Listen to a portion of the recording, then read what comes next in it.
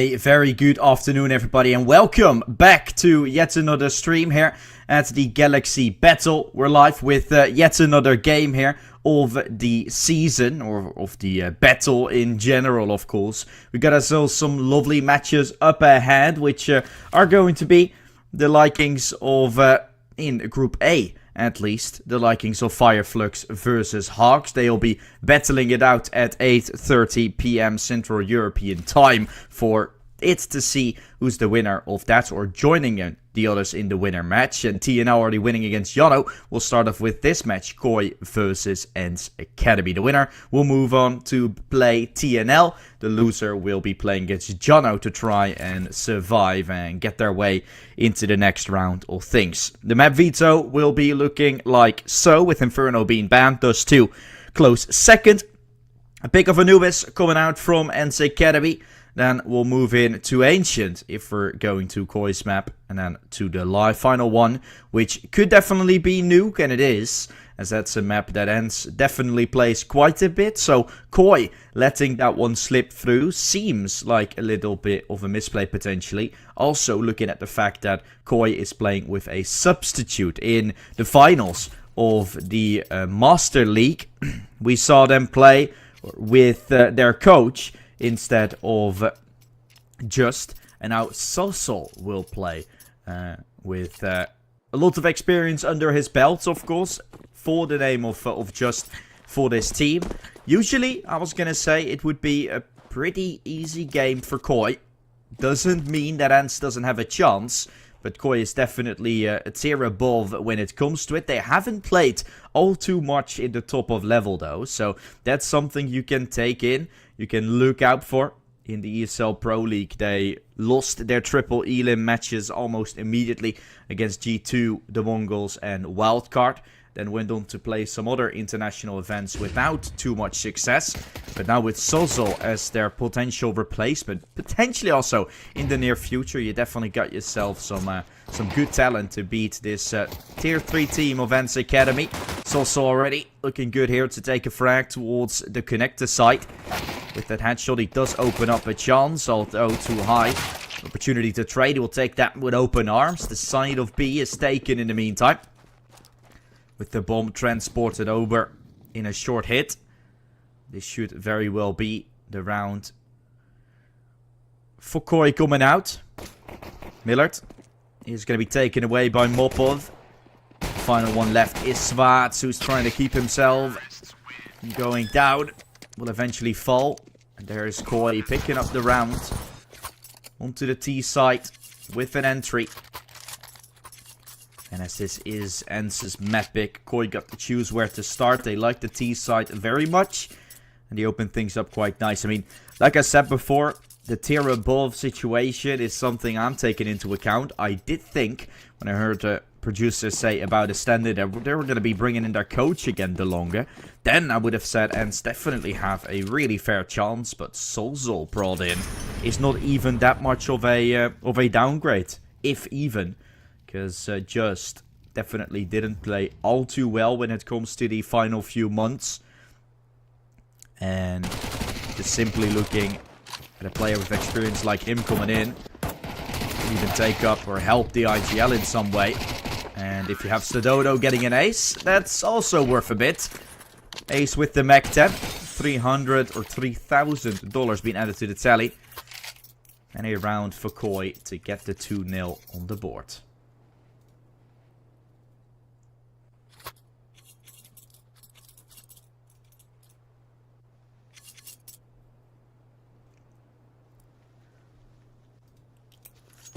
Exactly what you want to grab.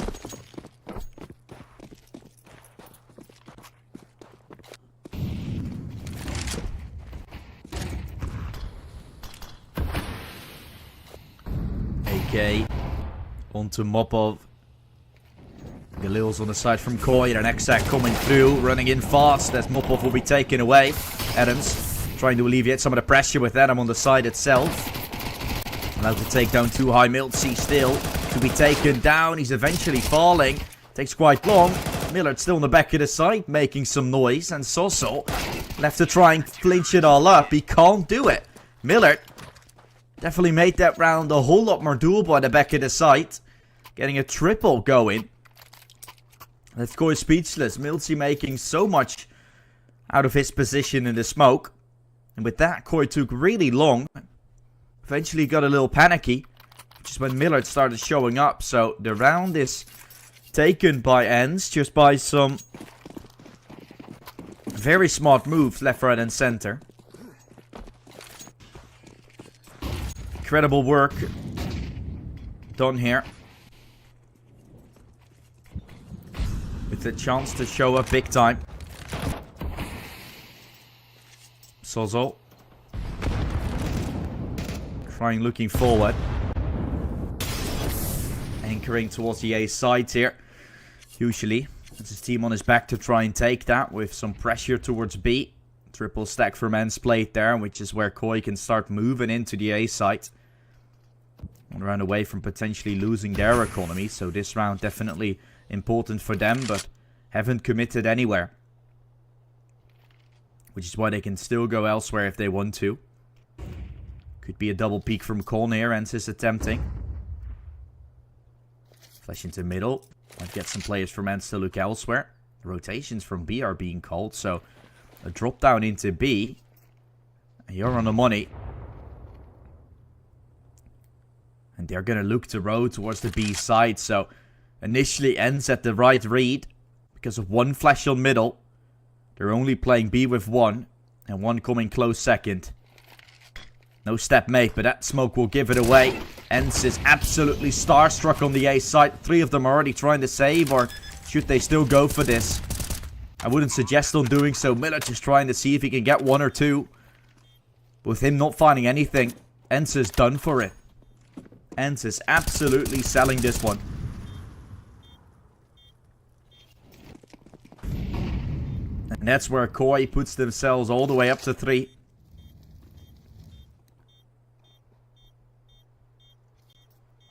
We gotta say though, Ends saving here is still something that will have them help out to get some more going, but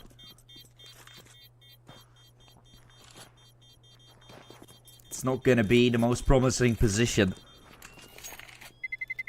And this is all about the sort of strategies. The tier above movement I spoke about with Koi. Having the experience, one singular flash. Ends gets a little icy, wanting to start rotating. They keep the same position. They keep on working to their gut. But for some reason, the call is, guys, just stick to your side. Stick to what we're doing. But if there's that flash, you're going to start investigating. And eventually, there'll be somewhere you're not expecting. Nicely done. Just like this, execute.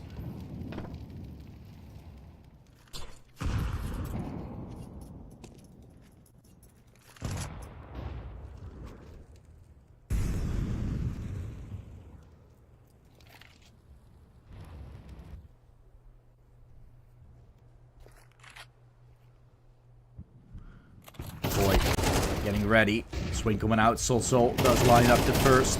Kill gets taken, double kill from Koi as they're running their way into A. Thinking they would play it slow. Then the accelerating factor to open everything up. Get their way across and into the site.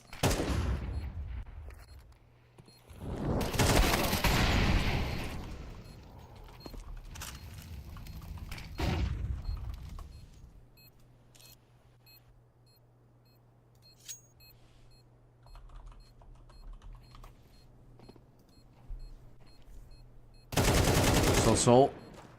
Beautifully done. Takes down Millard. Too high trying to save as he knows he has barely any money remaining. If he dies here, you basically have nothing left. The North Macedonian trying to hold on. Doesn't seem like he's going to be able to, because Mopov should be finding him. And there we have them broken. Ends Academy losing not only another round, but even more.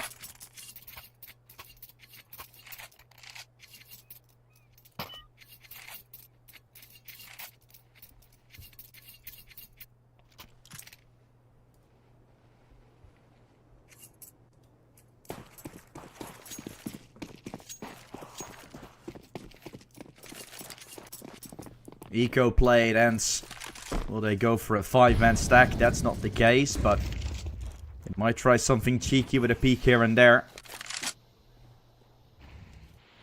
Can definitely be beneficial to some extent.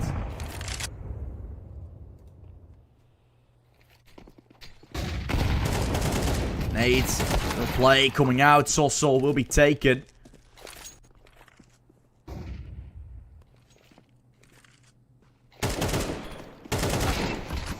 Devi can't get it. Falling away to the hands of Milty. A double entry here with the pistols. And start rotating towards the B side. With Bomb still looking to leap into A. Minute or so left. The panic towards the B side has been enough to get Ens to stack there. While Koi will then have to move a little faster to make this one happen.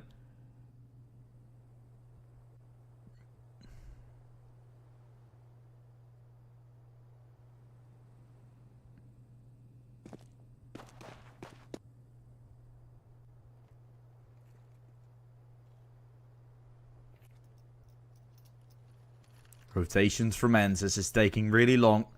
But where is Koi gonna end up going?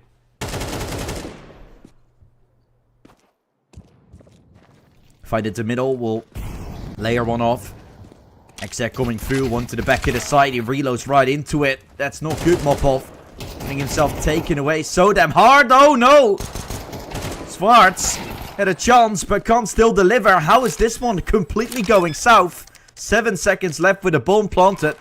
It's the Dodo. Mustering up the courage to go for this. That's too high falling. Final player. Ready, swinging. The op can find it.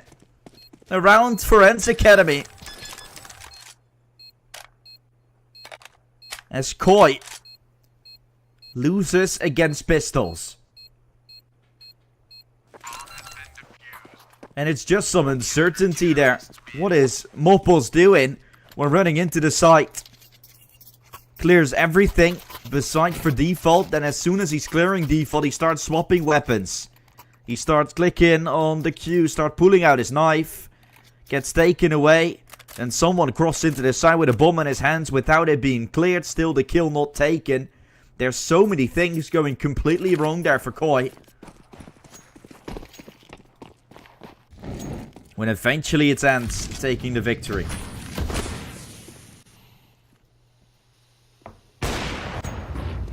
Oi! Just a slither.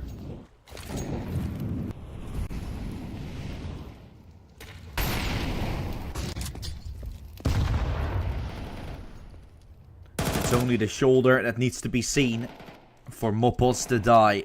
Adam. Romanian has taken space over middle.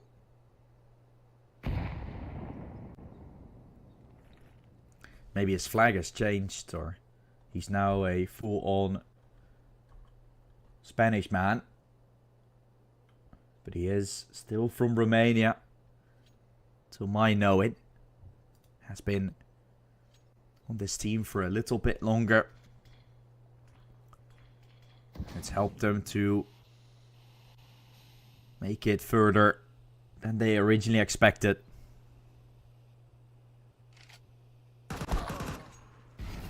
Kill getting found from Soso as he tries to move his way in. Romain potentially knows where 2i is, but with the panic, turns his back and the comp players are the ones finding it. Svart's gonna even get out here alive. Doesn't seem like it, but the pistols are the round Ensa takes. Now over towards the full bite is where Koi seems to shine.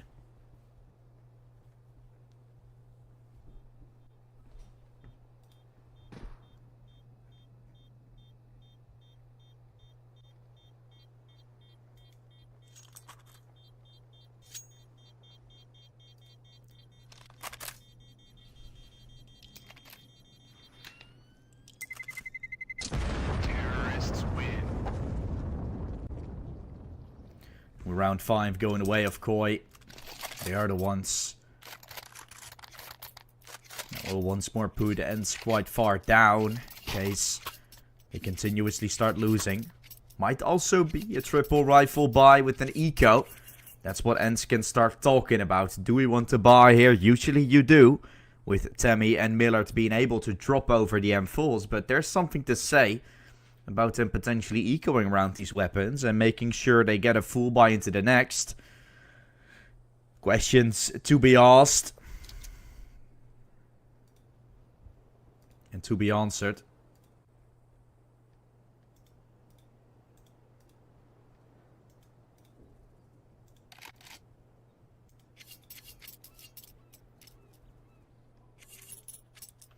So we're gonna see if there's any.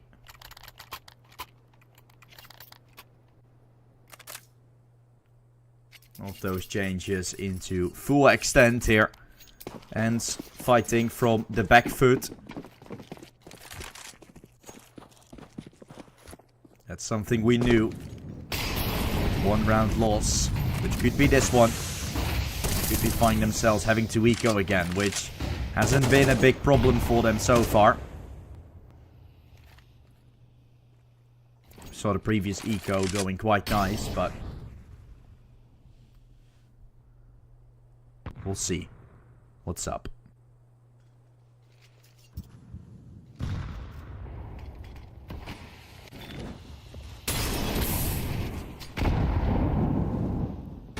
Molly, Miltsy hit. Oh, good shot from Adam. He finds Swartz there with it. The opening kill will be taken by Koi. Miltsy himself taken to the hands of Soso, who will be taken by Tammy himself. Advantageous position has been found by Ense.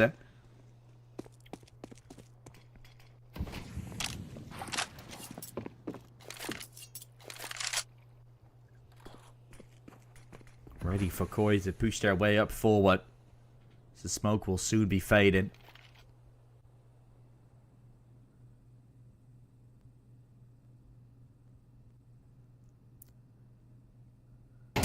Demi swinging. One kill found will be taken. The smoke used as the bomb will go down. Koi is gonna have the opportunity. Chance with the AWP to line this one up. Can't get it towards the temple just yet. That's when Millard starts moving out, but he waits for too high to start getting closer. Halfway ticked already. No smoke to flush out, just a molly to potentially keep Stododo on his toes, but he's going to swing anyway. What a shot there from Stododo. Finds himself an AK. Smokes it all. The defuse is still coming through. It won't happen. That was within a second of getting it. Kill from Stododo. He can't find the AWP nor the AK anymore. That is ridiculous from Stododo. I don't know how much it was, but definitely less than a second. I saw a 0 before the other numbers. Almost the defuse coming through. The full-on stick with the molly. But eventually the round.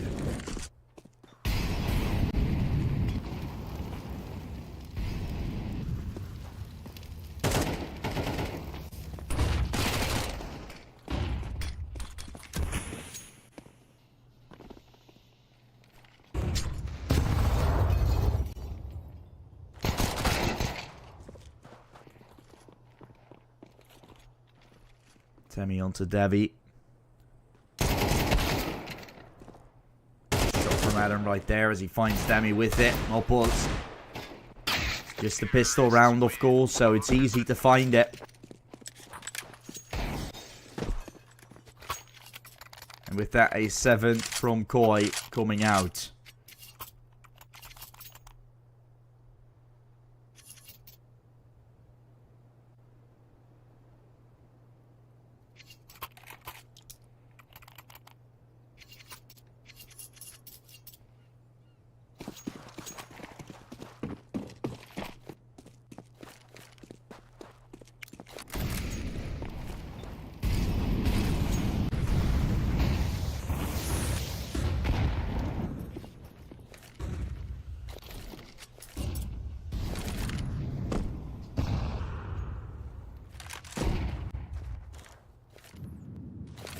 Millard. Smoke survey main.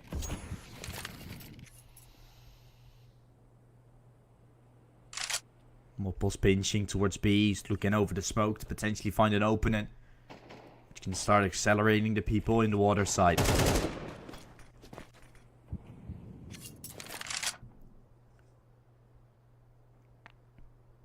Definitely some chances to overrun.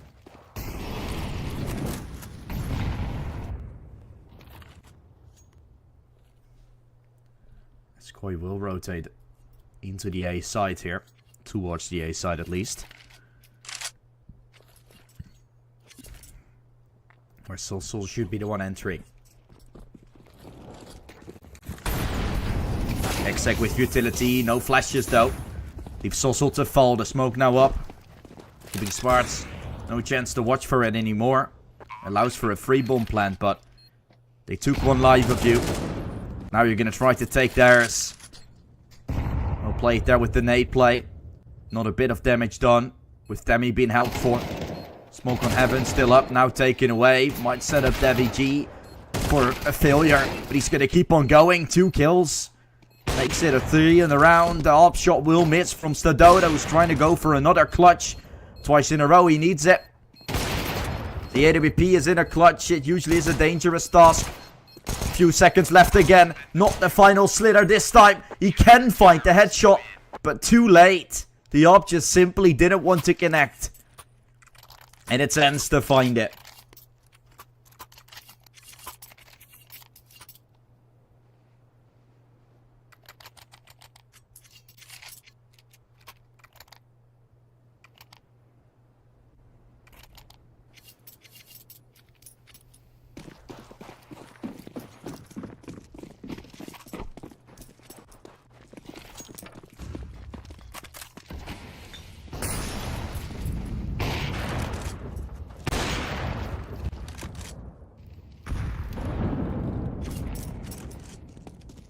The VG naded. The push on the middle will come out. Adams has the opportunity. He tries to line him up. It's them falling. Great shot from Mopples as they line up the first 2. Yen falls on middle. Being broken open. Aggression from Ense. As I don't think they really had to push mid in a round like this, or just in general. Wasn't their most concerning point. I think they would have been much more successful when they would be pushing towards B or even A. Mid just seems to be not so right, with Koi protecting it for the majority of the early stages. You could see the results of it. Mopples lining up a double. Adam finding 1. And 8 will be taken by Koi.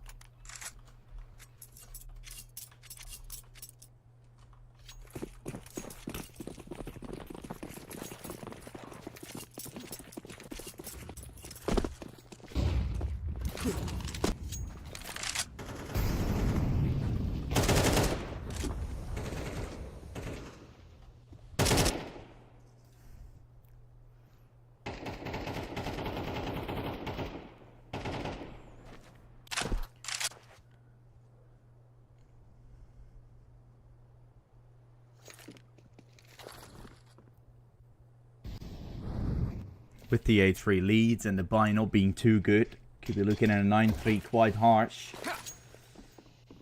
Does in fact look like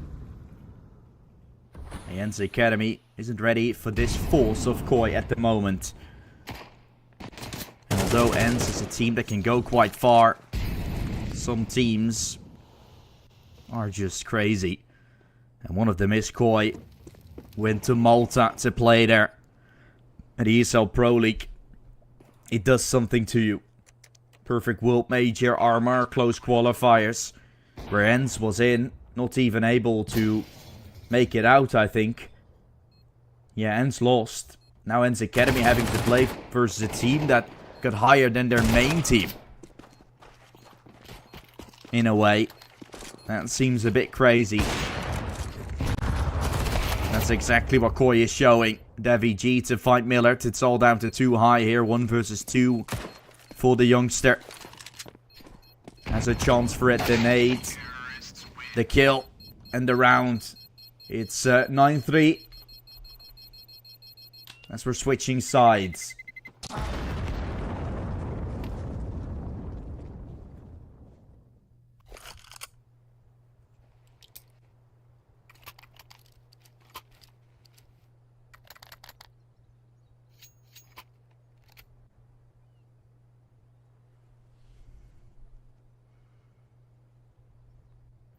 Second half pistol will come out.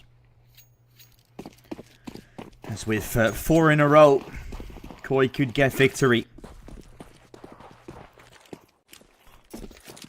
Ooh, and sends it into B. They're going fast. Up close though, the P2K. Adam, Devi G all lining things up. It's all down to Adam now.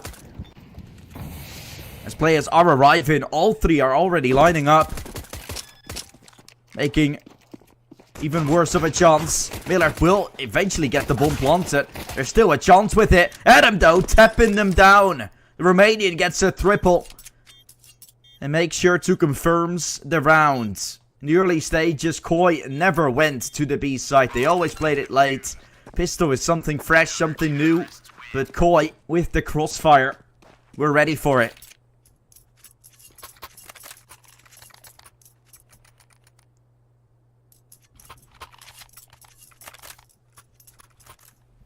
Great positions that they come out. Now a buy from Ens coming out. As they did eventually got the bomb plant. Millard got some kills. And the plant himself, which provides him with 300 extra. That's why he can go for an AK armor. The rest of Ens barely has anything. Sozzle. Let's try to line up the Molotov. Adam. Really good on the pistol. Had a little look into the mid side where various players from Ens are waiting. No flashbang. Will be sent towards A, but they're waiting for the smoke fader jump. Might set them off! It's also good enough to line up to. Sure, the AK is good for a trade, but it takes a little bit of health from him as well. Next to the double in general to fall flat.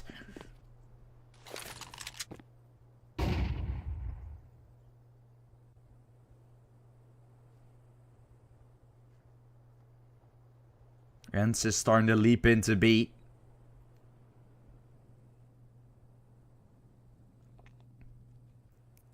Devi G watching from far away. Molly flash into the site. Bomb will go down. Koi will try. Oh. Trying, they certainly do, but Miller does line up a significantly great headshot. Double taken with the AK. Mopples. Above. Behind the weapon, Miltzy pops up. Although right hand is the usual for these players. Having a left hand there could have made a little bit of a difference. Didn't happen though. And I'm not playing left hand myself, so can't say much about it either, but those are the times you would rather see it. Round 4 is taken. Ends are the ones finding a 4th.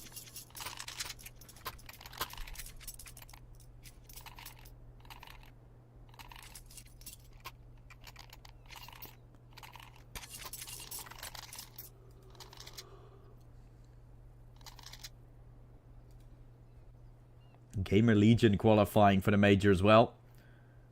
Pretty nice to see them do so.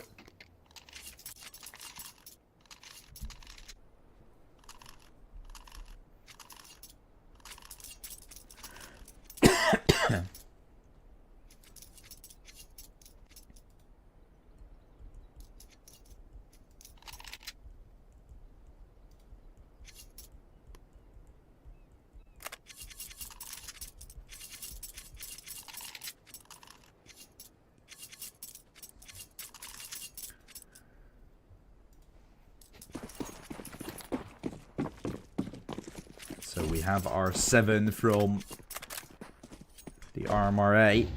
We're allowed to make it in. Still a bunch ready to be confirmed, of course, for the RMRB, which is going to start.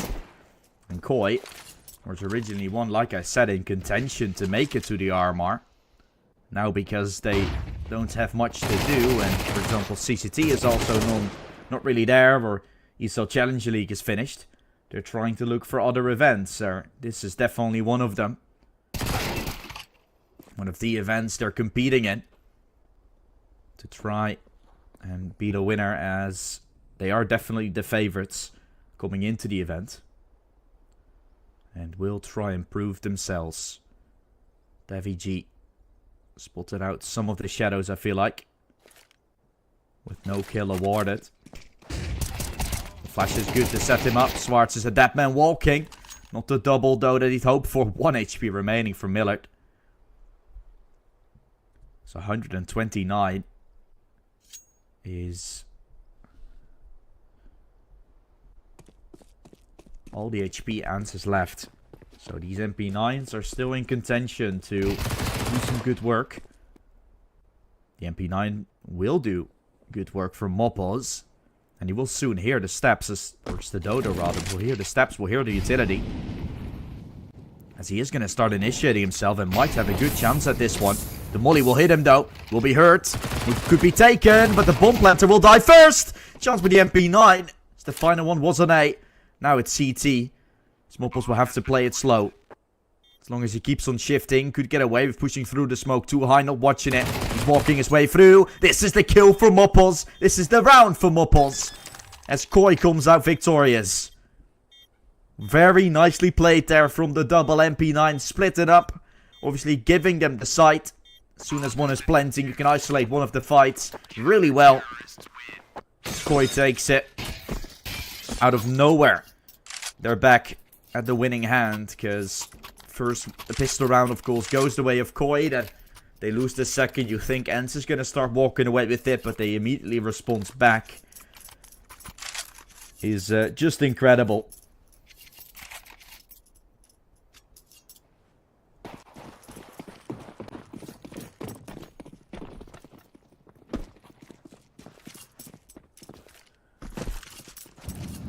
Nicely done here, that's for sure.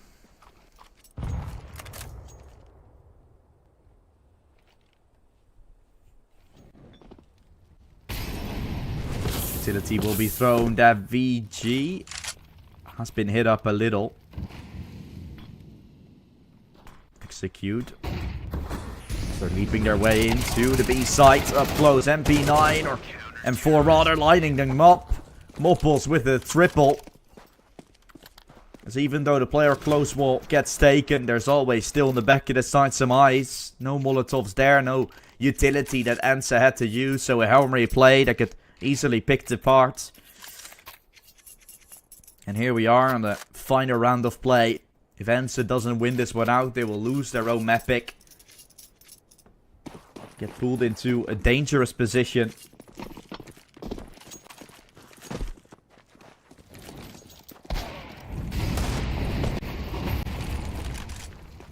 Shot from Stadodo.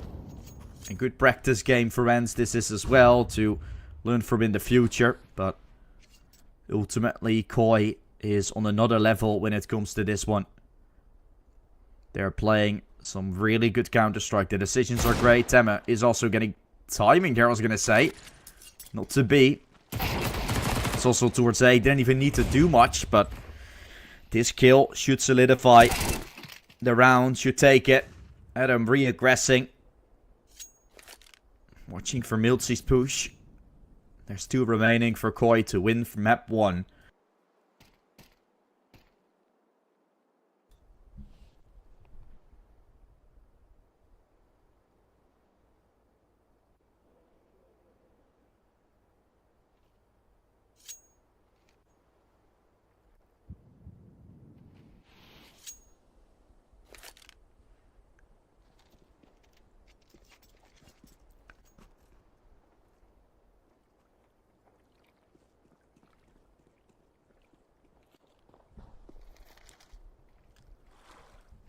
Millard.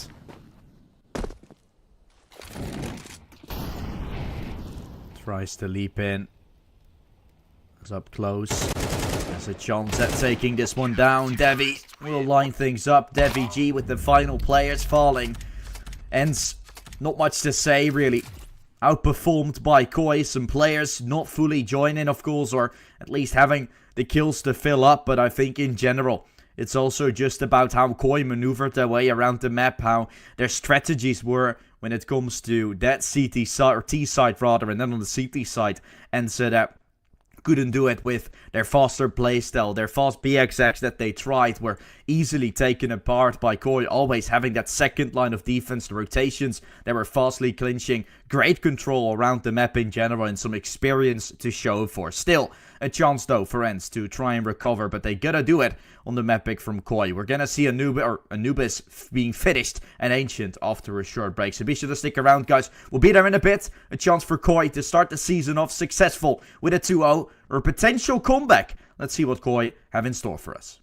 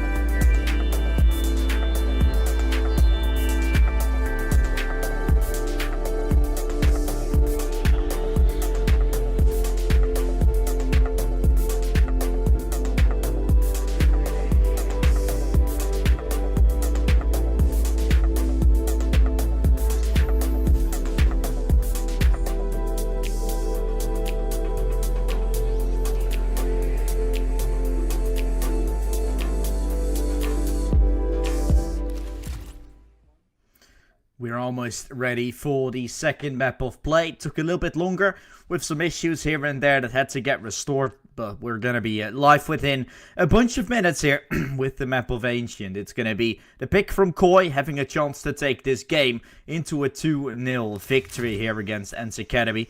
And we are hearing the birds. We're ready to go. We'll see what's up with the later stages of this game.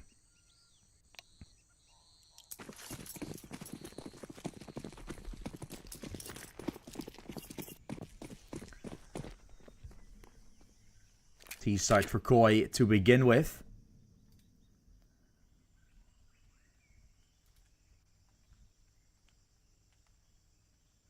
They're going to have an opportunity to get themselves a little bit further.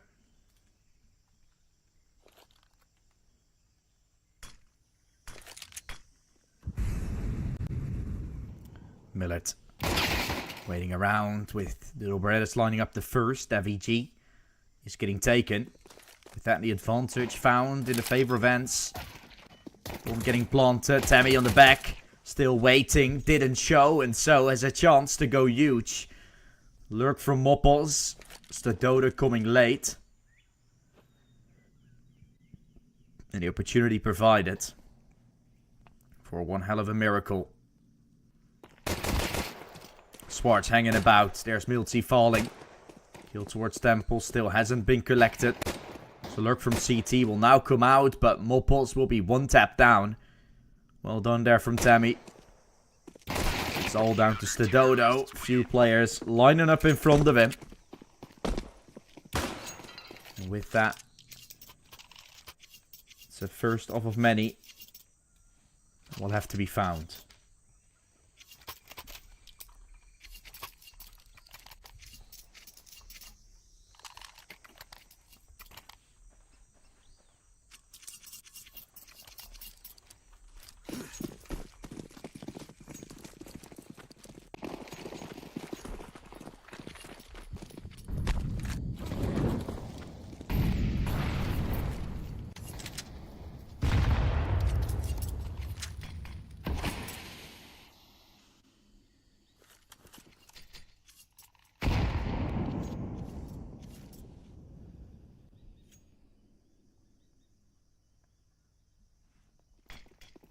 For Koi.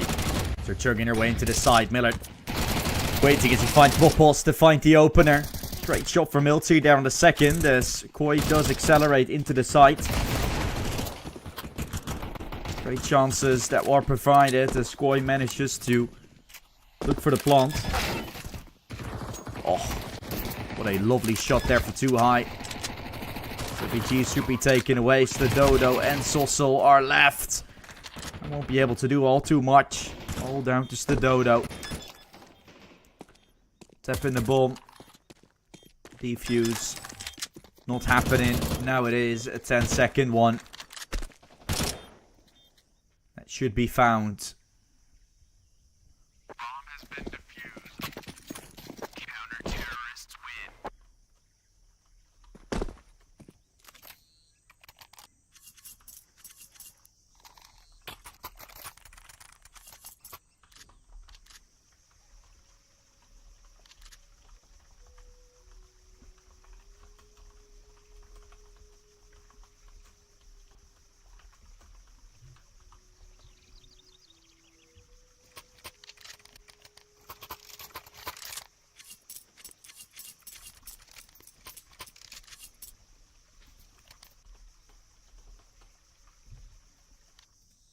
Tactical timeout, of course, to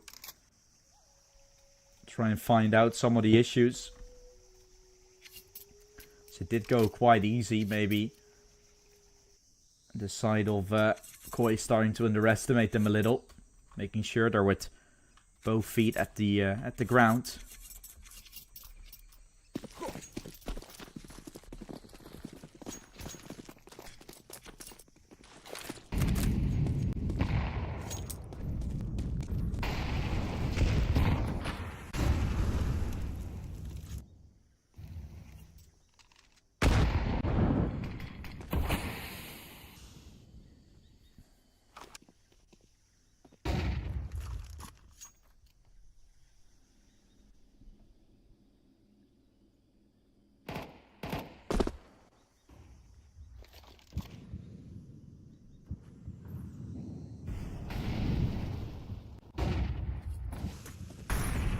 Koi walks their way up, gets quite far into the mid site. Look at that flank from Devi G coming out. He's been taken. Miltsy should be a Batman walking. So him falling, the 4 versus 4 is up. Tammy is not going to get it going. And Koi looking so damn good here around the edges. Flashed onto Mopples there. Blinded him actually. The openings from ramp are not going to be enough to sustain. It's all down to Sozzle. Just trying to get this ult to his side. Can't yet really do it. Swing around will make him fall. Swartz is taking him. Their end's taking their third.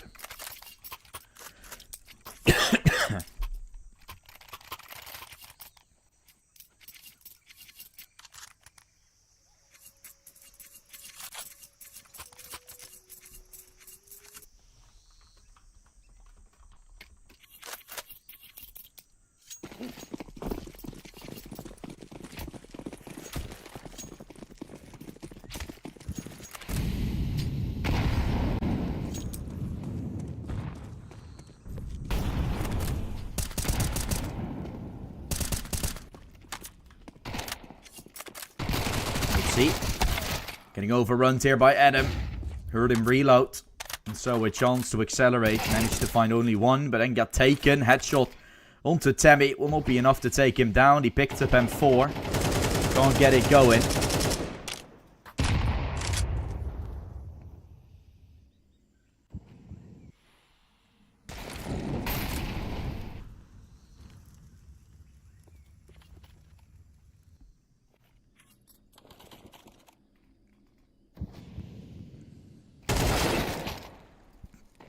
Good shot there from too high. With the Dodo falling. It's the 2-man advantage here for Ense. Now we'll come out. Sossel finds too high. The headshot will be found. The advantages for Koi. Starting to slim down a little with Demi around the corner. Having a chance. Will be taken down. Devi G with the chance as he goes for a swing to no avail. Ense Academy have started things off incredible in this second map. As onto the CT side, they have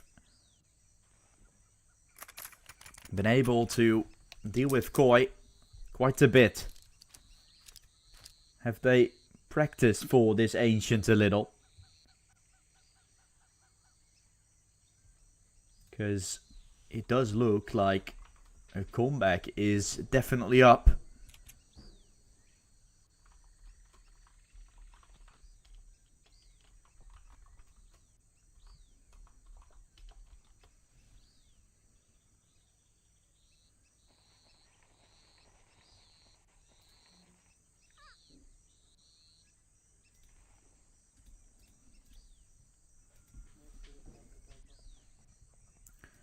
Miltsy being the one restarting his router. So that's where this will possibly take a little bit longer. Asking if we have some break coming up or not. Otherwise we'll just stick around for the time being.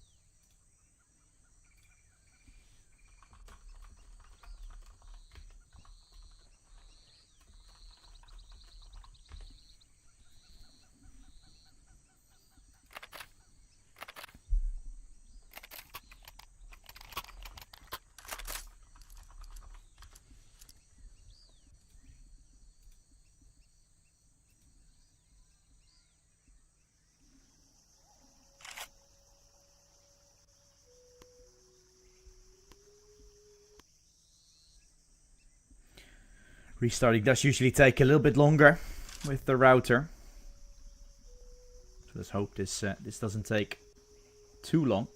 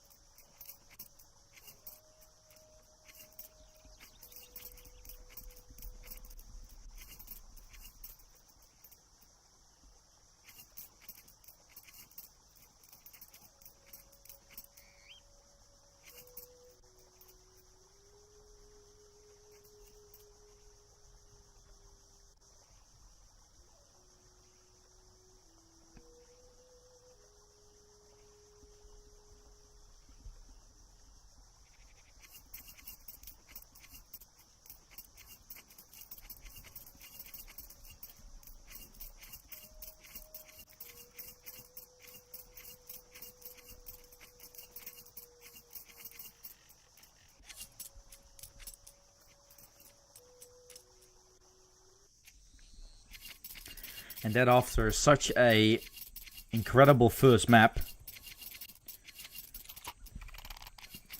Incredibly fast as well.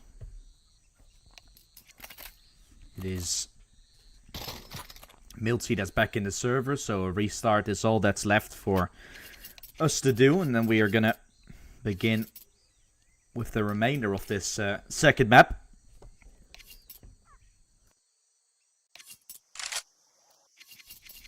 The way Ensa started is without any fear. And a very good and promising beginning.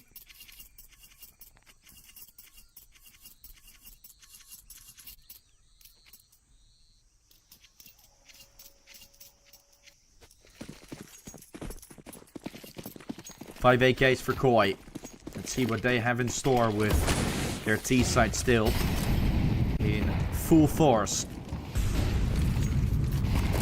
Flashes into middle with fast play right there. Swartz up close will be taken by Devi G. Making it 2. He's gonna make sure the mid presence is shown. Milty, of course, good for a trade, but down to 22. It's definitely still something. Mid presence, Demi. He's gonna be the one to fall to the hands of Adam. Great shot from Sozol. We'll have Koi finally allowed to take some space. And into Red Room they go, where up close Sozol is still waiting. Might have seen the barrel, now has seen the feet. Sozol trying to jiggle to make sure Lillard will in fact fire a shot. Not doing so yet. Now looking to jump back and run away. Where the off will still not be able to find it. Some scope in left and right. Lillard is allowed to sneak away. Koi might try and chase with Adams on its tail. Has to run as well with 1 point of health. If Adam doesn't go all the way to A, he's gonna die, so Millet is gone. That's soon gonna be notified by Sozol. That's where Adam thinks, maybe I should run. And I don't think Donut is gonna make you be alive. Could be wrong though. Could be wrong. Let's see. Adams is not gonna die, so the map isn't that broken after all. Still is a big bomb radius if you ask me, as Koi does manage to find the round. The buy from Ants will lead under it, as with 1, Koi can obviously immediately take Ants' money down a little bit.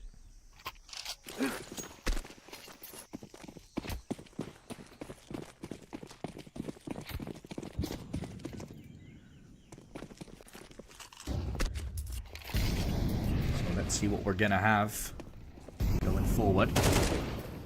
Good shot there to begin with. Too high is immediately a sitting duck to the hands of Adam. He's trying to go for more. Millet has a chance though. With the ARP, he is allowed to find it. Milty is a dap man, falling to the hands of Stododo. Ooh, aggression from both Sossel and Swartz at the same time. He will call this all clear. When there's literally already a Sossel waiting on the site. Swartz thinks he has a huge lurk, but he actually has nothing. No intel whatsoever. Although, Moppos is not going to be checked. Oh, Swartz. Bomb will go down. Poor Swartz. He thinks he's all the way in B. He's there still. When no one is waiting in B main.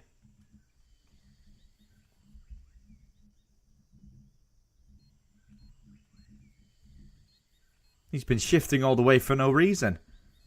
No one's waiting here for you, buddy. Yeah, Moppos is towards top of ramp, but he will spot it all to be clear as well. Oh, no. That's painful. A P2K and a USP saving now. Oh, they hear Moppos. Maybe Swartz will still be able to find one. Not even. He left A. Getting timinged by Moppos there. To then eventually find himself being taken away. Or Sossel rather. To then find himself being taken away by someone from Koi. That is painful to watch.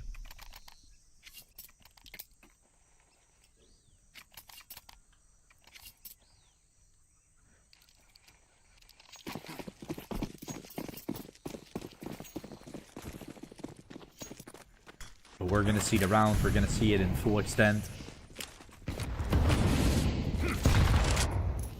Chance most definitely here to take some space and play into this one.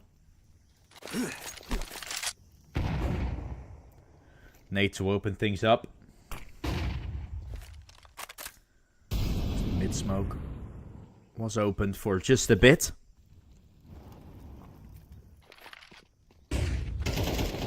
VG sending Moppos in to cave.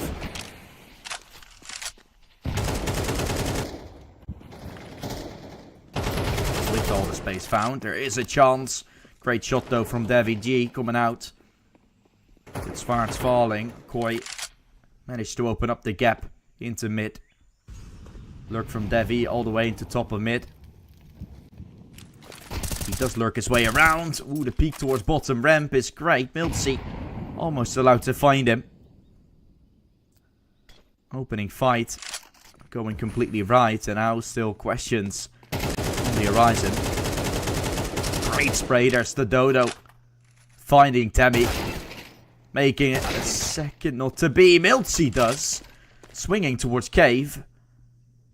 And down to 50 he goes with a lurk from Devi G of a lifetime. Look at him. He's making it into CT. Up close Millard. He's going to have a lovely shot at this. Around the corner. Missed the shot. Missed the mark. Adam. The one finding him. And it's all down to Too High. Who's still standing, but doesn't seem to be for too long. Might be a Deadman walk in. Too High trying to clutch this one up. No kit available. Or he does. Wait, that is the little lightning bolt on his suit, I think. So maybe there is still a play for him in this one. With the off from Adam already watching for him. Having a chance to be taken. Brilliant work. It's Koi finding their third. Brilliantly.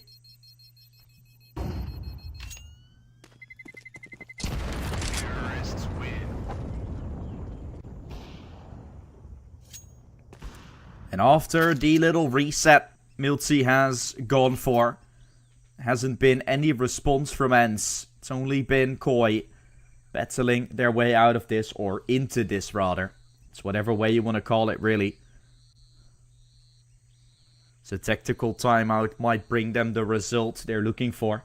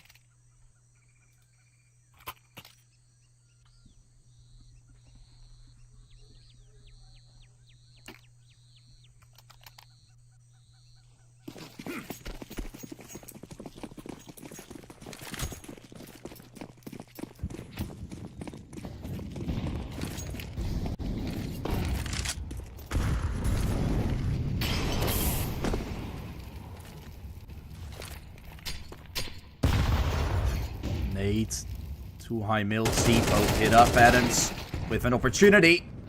Lining them up swiftly. It's a 4 versus 4. There is a very good chance this one been quite solid. You'll see through the smoke he goes. Tries to open things up to no avail. That's Moppos found.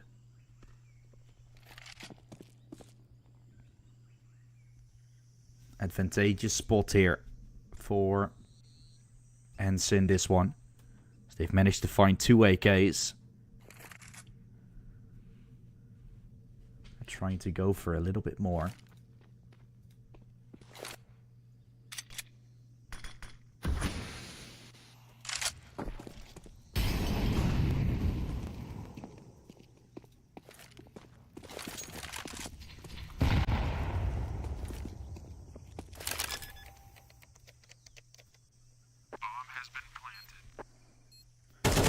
Going down. A 3 versus 3 still up in play. Sol trying, but to no avail, falls to the hands of Miller. So Dodo with the chance. AWP in hand, AWP with a chance, AWP missing. Scene still, no defuse happening. Knows this again. No defuse up. Just baiting for it. Playing with them, toying with them. Makes them fall completely. Koi has done really good work. And I've just taken a 4th.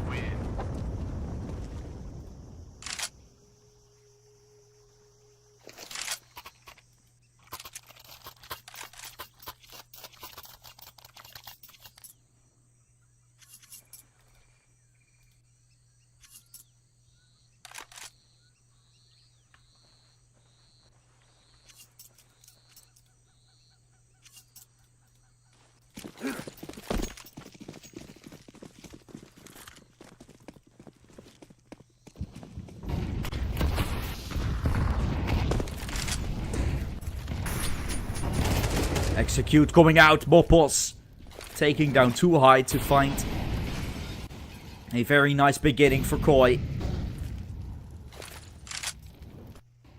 The opening has been found. Lovely. Lovely work. We'll see. Looking for a second, but will be taken by the hands of Moppos there. 2 kills from the youngster found as he tries to go for more. Fallen straight to the hands of Svarts. He's not going to have the chance for it. The advantageous spot here. 4 ends. Still try and drum things. With a minute or so left. Hens have definitely played their cards right, but their setup might not be good enough. Svarts, when is he going to start moving? Good in time. The AWP won't find it. And so the Georgian, making sure Ant still has time to live.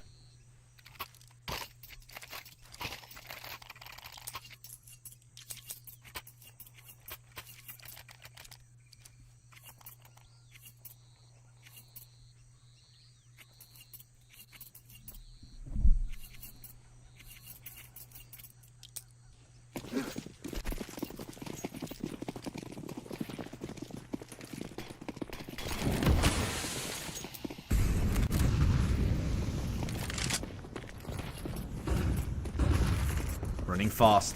Boy. Accelerating into A. With Miller waiting, but looking away. The bomb will look to get planted. So, running their way into the site's been successful.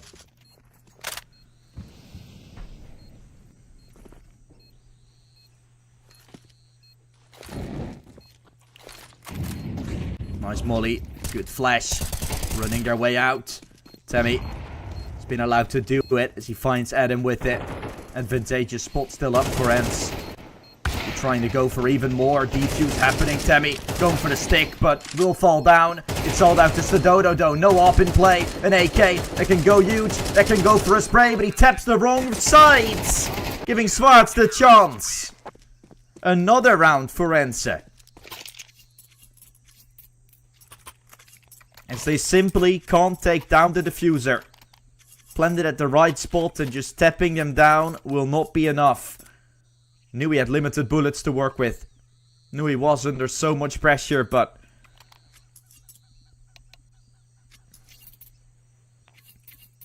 will simply just be devastating there. And as Koi starts losing some, maybe it is a technical issue that they're trying to get restored. Maybe that is the way to go about things.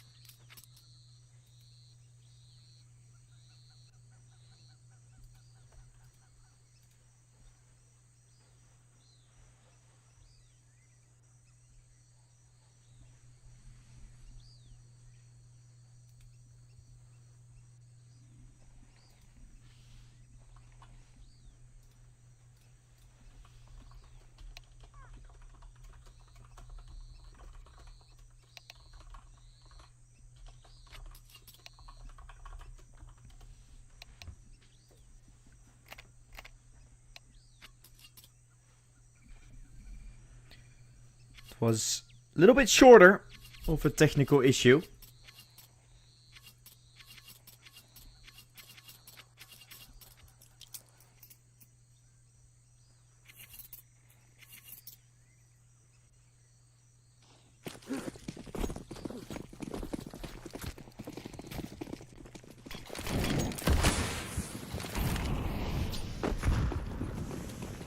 Looking at Koi running their way in. They're going fast.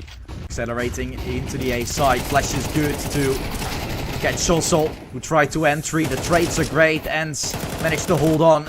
Svats and Miller getting majority of the frags already. Now it's up to the others to clean things up, but still a Devi G to deal with, which will not stand tall. Miltsy has found success. Ends has found success. As another technical pass will be up. Oi, oi, oi. You fix the issue. It comes back right away, it looks like.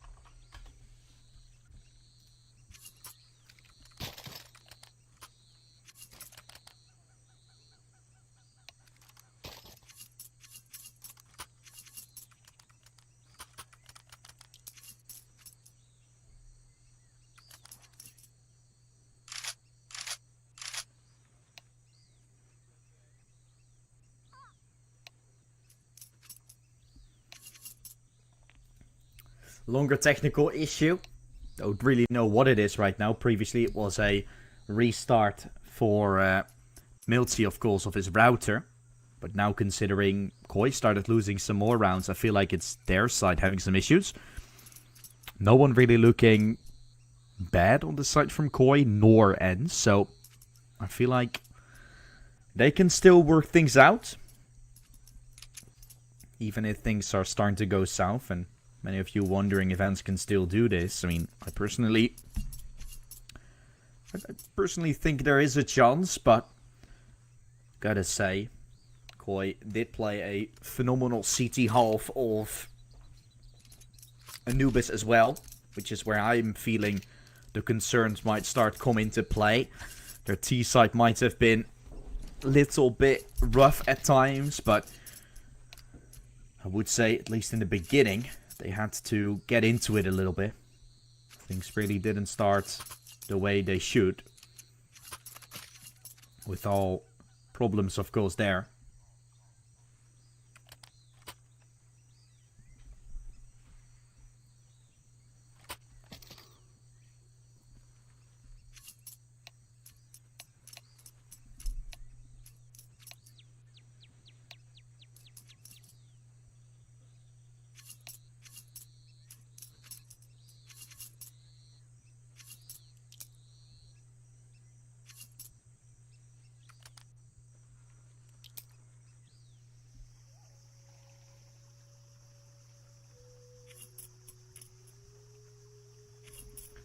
And there we go. Going into round 12 now with Ents against Koi here, with the pistols, of course, for the majority of the players here for Koi, when the rest is going to have the Galils to work with. No opening frag coming just yet, with good space from Koi taken. Usually their plan was to go for an A play, and they went straight up A main. Looks like they're going to try to go for a play here, but will have the opportunity to have only 2 men in main, the rest in middle, to try and put some pressure on them. Have the Ents side potentially rotate. With up close, Millard getting ready for this execute. It's the hold. Too high. Nice frag onto Moppos being taken. As Millard waiting from Temple. Will be in a good spot here to try and do it. Famas won't find it just yet. Great shot from Adam, though. Making Koi go from a very bad position to a pretty okay one. That one's still questionable. Temmie taking down. Yet another. Leaves just DeVG remaining. 4-second defuse still left. DeVG shouldn't be able to find this. Tries to spray. Oh, wow. He's actually still going to have a shot. The nade won't deal with him either. And so, some problems still on the horizon. The flash, though, good enough. As Too High still was in position. I think he got blocked there by Millard when he tried to run away. Went on to start spraying. And eventually found the round going towards the Ents Academy side. 8-4 with the half swap.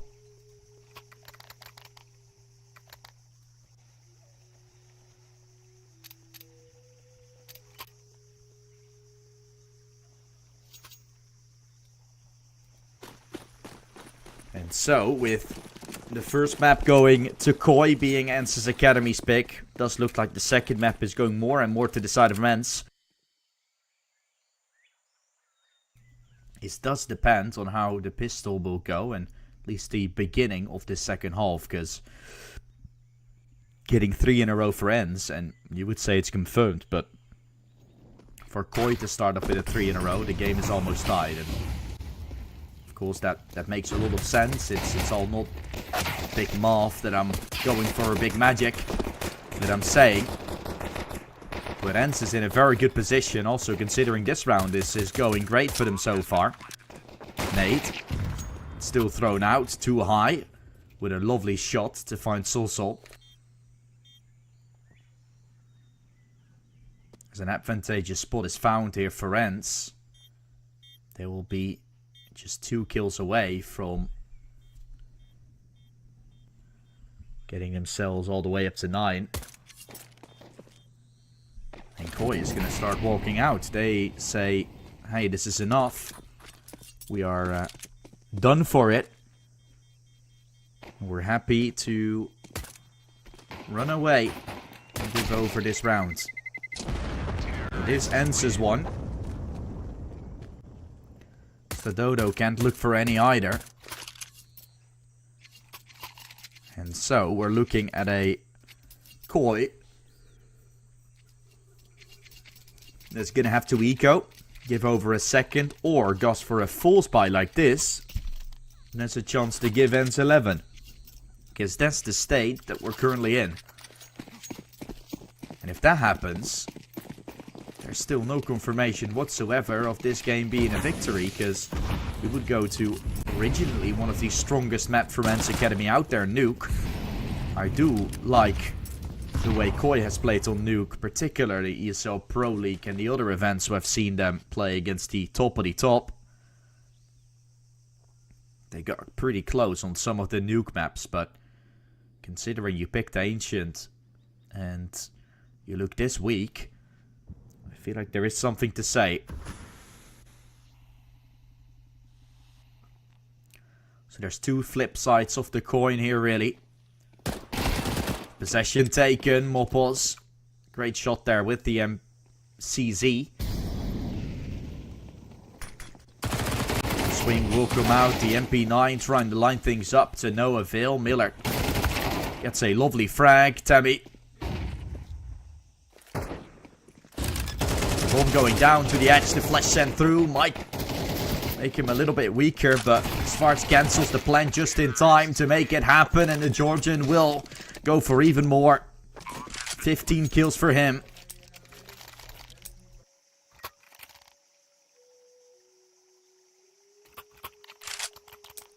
As with that, double digits is found, Ends Academy. The Finnish team with some mixes.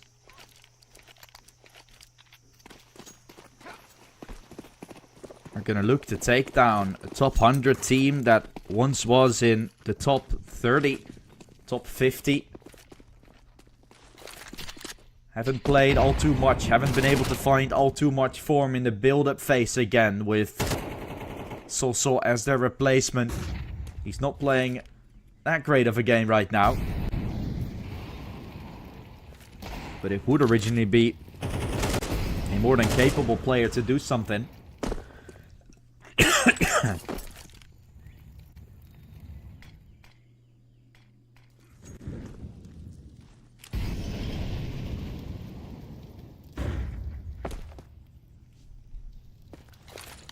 Still, in my eyes, quite a bit of questions here surrounding what will happen on the third map as well.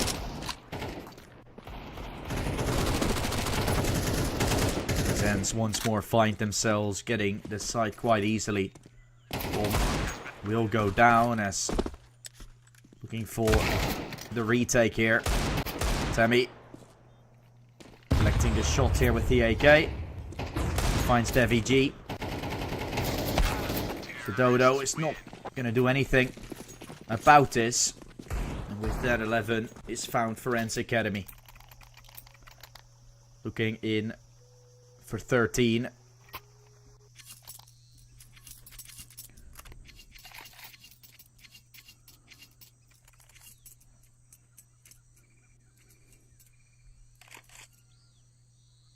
As 3 in a row have been found. I said before, if Ends picks up the pistol and hypothetically speaking they find 3 in a row, it's a done deal. That's the position we're in right now. So unless Koi shows some diligence, this game is done for it. They're really going to start up with their comeback now, and with the entries going the way of Ends, it's already a devastating position. A lot of util getting spammed though. Might make the retake a little easier, but a 2 versus 5 with an op. Koi is not even going to go for this. What a turnaround from Ends.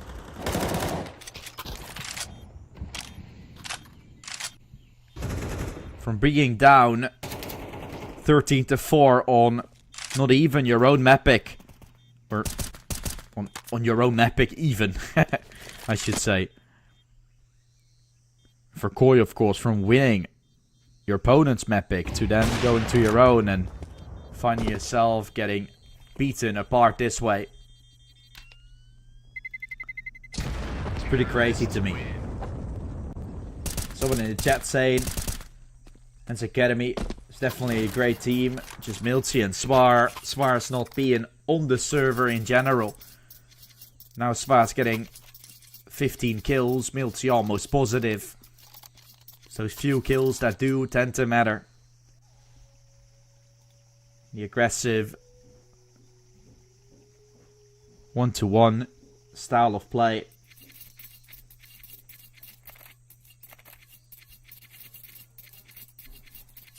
I think they really thought they would get an easy game here, Koi. Picking up that first map relatively quickly, feeling like it would be an easy 2-0. When I was downstairs as well, I'm in the attic, I also said like, oh, probably going to be done in 1 hour for a little bit. Have some time to chill, because this definitely looks like a 2-map series, but, well, apparently doesn't really seem to be.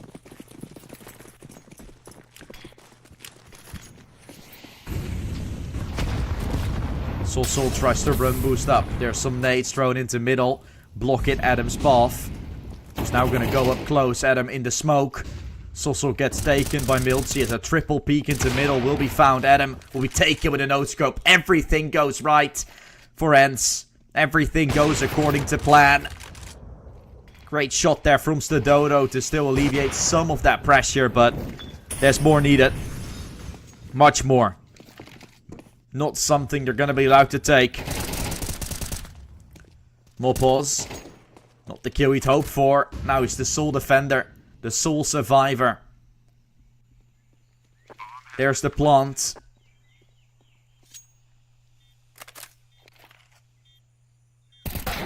And there's the final blow. And 13-4 as an answer to Koi taking 13-4 on their map pick. They answer back equally as hard. Keep hope.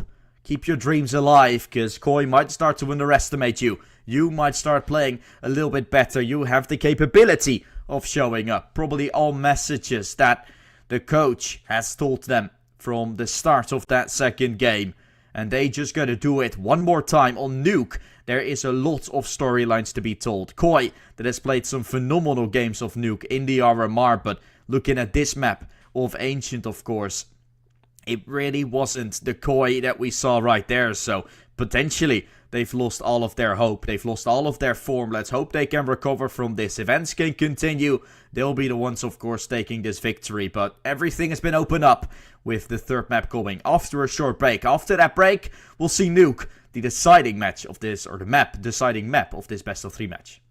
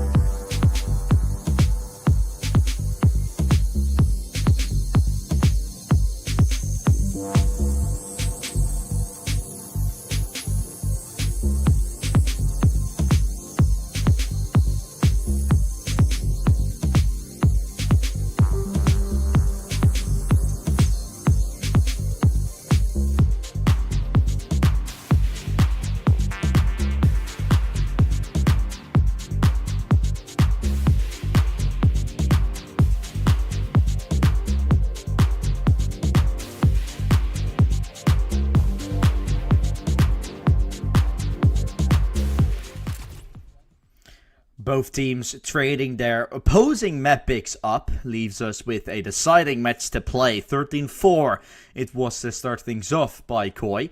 That was on Ence's map pick, so we all thought it was going to be over and done. A quick 2-0 and we would be done for it. But apparently there's a comeback in the workings. Ence took Koi's map pick in a 13-4 fashion. And here we are on the nuclear power plant of Nuke, where there's an opportunity here for the likings of Ence to continuously take control over this game.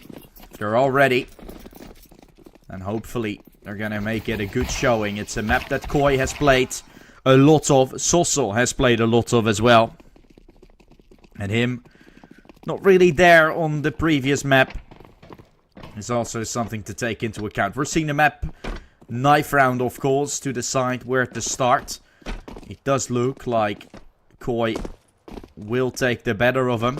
Zwaard still trying to get the best of this one, but he can't. The Dodo will be left-clicking him down to provide Koi with their ground, and at least they will choose to start on the CT side, which hasn't been all too nice just yet, right? Previously, Ence did do good on the CT side, but Koi did do the best on the T side there at Anubis. So there's some things to say about it. You at least prevent Ence from going for a stellar CT half to begin with. You might be able to control the pace on your own. The winner will be in the upper side of the bracket, getting themselves a chance to get #1 in the group next to Team Next Level, which have already made it out. We still got another game, of course, coming. About 1.5 hours. The game between Fireflux and Hawks Latham will be played. The winner will face Copenhagen Wolves. The loser against Laser Cats with Jano. And the lower side of Group B. 4 teams already been invited. And that's a quick wrap of how this tournament is working. Great shots coming out for Koi. They are managing to do some good work so far. The taps are significant. Peter 50 there for Miltsy to line things up as they swiftly book their way into a 3 versus 2. Great tap there for Miltsy coming out as he tries to go for a 4th. 3 kills already. Mopos will stop the menace as the bomb is on Heaven, so they're gonna try to take possession over there when there's also a swing coming out from Tammy, who tried to be a little sneaky beaky. No way to get that though. As with him losing his life, the round will go to Koi, who put themselves up 1-0 here.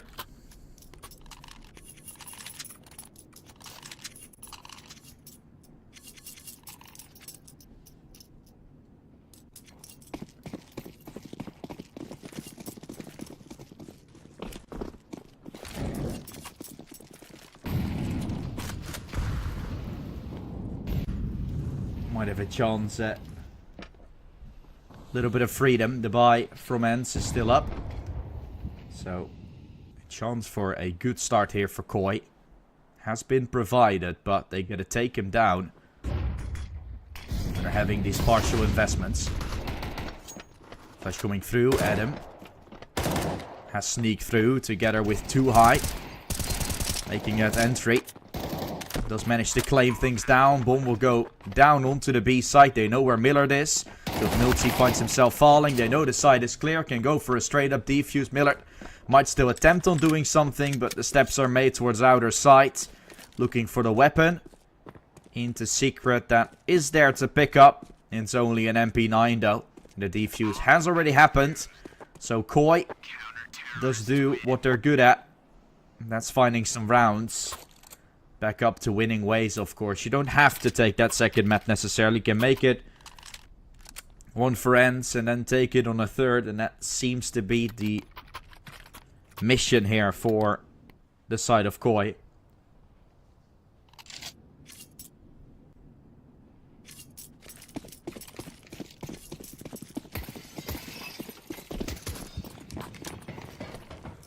Which just had some practice games there on Ancient. And now a full-on answer full-on chance to take this one. Advantage though for Ens in this one with the opening kill. Nate will not do all too much, which moves Adam to fall. Rotation's called with up close Mopos trying for it. Taps have been found. Not gonna find himself anymore. 2 kills the molly. That is gonna make him start to run away. Still an answer that's needed. As Ens will run their way up. Heaven will be taken. Just drop down. Held by Stadodo. Who's gonna find Miller, Milchi and Tammy. Dropping right into Devi G. And so not a very hard round for Koi ultimately.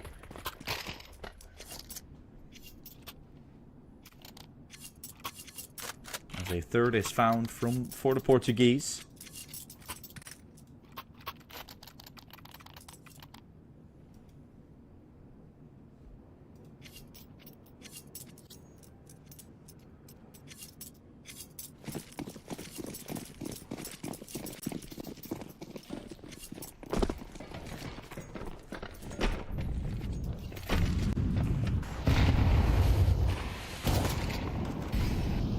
Doing some good damage onto Miltsy. Adam. With a chance. Dodo will get the first. The aggression from Adam is great as well, knowing there's only one more into lobby. Means outside will be challenged. The player rotating down and a man advantage. You have the capability of doing so with Soso watching all the way towards outside, but not good enough for that kill. So Swaats is allowed to hold on tight. Still a pretty good chance with that provided. Mopos. Another shot towards Swaats is coming out. And now the advantage Koi initially had, the freedom they found themselves into, has now been drawn back to very little. Aggression from Stadodo coming out. If he takes this main entrance player or lobby entrance player down, there is something to say. Tammy though, he's gonna start walking up, so nope, not gonna have it. Stadodo will be falling. Leaves just Devi G remaining, and I don't think he's gonna have the capability of doing this. Starts falling away as Ens will take their first.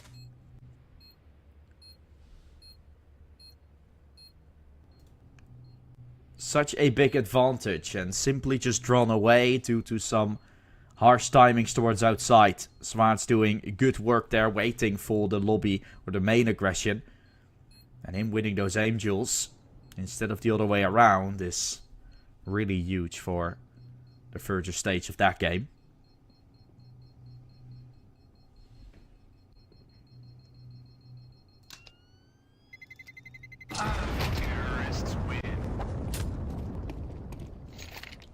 And the VG dying there is a big resemblance of what Koi is currently doing. I mean, I was a little bit questioned, but I thought he is the pro here. He should know. Didn't think of it too much when that was a big misplay, of course, to lose your rifle there. When already saving. Tulan do lose that one out.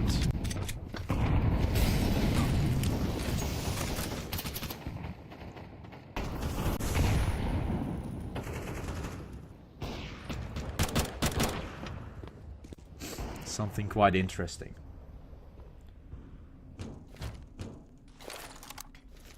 Adam, nice opener found by him. He's still managing to hold on to the ramp site. And's initially looking to go there. Now with that entry given away, you might look elsewhere. We've seen this go south before. No main aggression this time. And Swaats is again looking for it. Knows the angles, knows the position. Step made for some aggression. A miss smoke to the doorway as well. It's getting worse by the moment with all the possession Ens is taking, but let's be honest.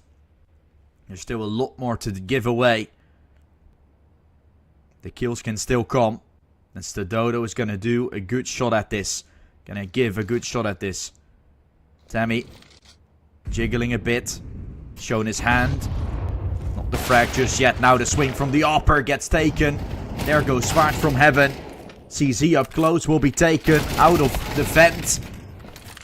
As the FEG attempted the impossible. But can't do it. Adam is the ramp lurk. Is the ramp banker who has to do it all but can't get it. The retake will be held by Zwarts, who does a huge job again.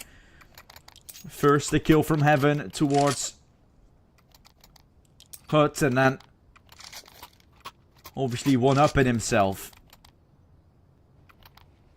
to take the round.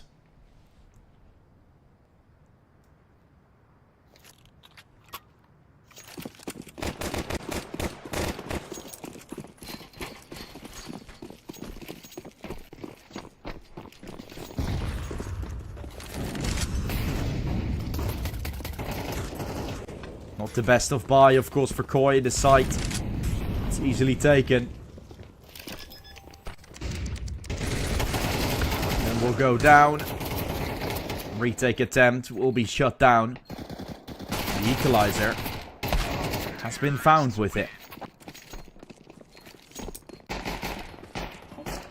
This is one hell of a position, of course.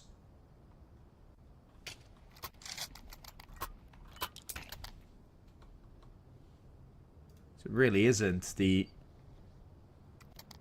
side of Koi playing all too bad, but Ens is constantly having these one-up-ins of themselves. A man down, even 2 men down, but still a comeback in that particular round that can be taken. That means definitely playing to your strength. Tammy opening things up. 1-for-1 trade will come out. DeviG with a double lines up swiftly. CT side is doing good. Koi is doing great. And they're the ones finding yet another A side fastly taken, but also fastly ripped apart again by Koi. Don't really know what went wrong there for Ens. Some smokes were thrown correctly. Just a lineup from DeviG from heaven that came out. Couldn't deal with him. Not the effectiveness of the flashes. And ultimately, a shutdown in the end.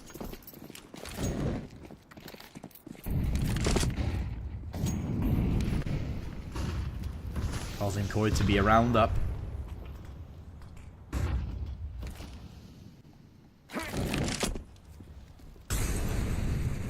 One roundup still doesn't mean a lot when you have an Ens. CT side still coming.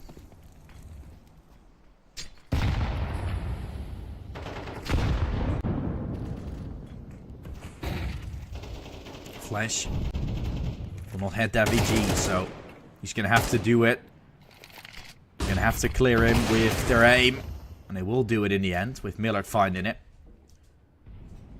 That is a 4 versus 4. Running into the site, taking down Solzul with the openers, finding too high. Adam goes aggressive with Ens having to do something. That's when they're going into ramp, and that's where Dodo is as well. The op still watching for it. Moppos will not see Miltsy cross. But will Miltsy be checking for the right hand side where Adam is waiting? It doesn't seem like it. The Romanian finds it.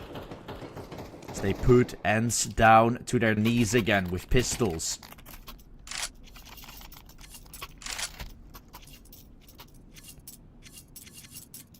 Now the opening fights turned into wins instead of the other way around.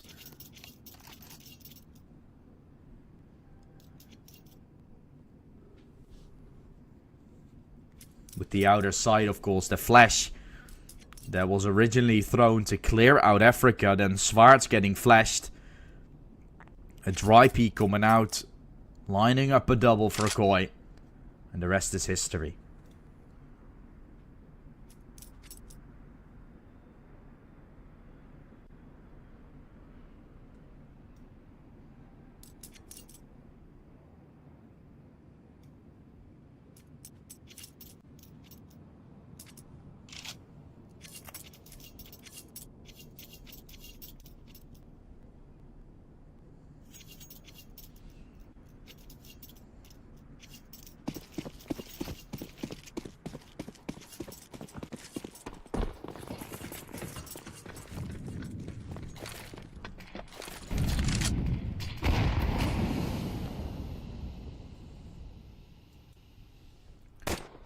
Opening fight throws the Dodo that has been found. Make it 2. Hopping towards outside, usually quite great. He's trying to do it again. Not the shots he'd hoped for. Only 1 bullet remaining in the chamber. Chance to go well, outer side, getting peed. Mopos lining up quite nicely. So trying to have Miltsy with the Deagle, getting things done. A quick tap, a quick blow as he tries to go for more to no avail. 6 is found by Koi. At least a tied up half. Going into the flip for Koi already.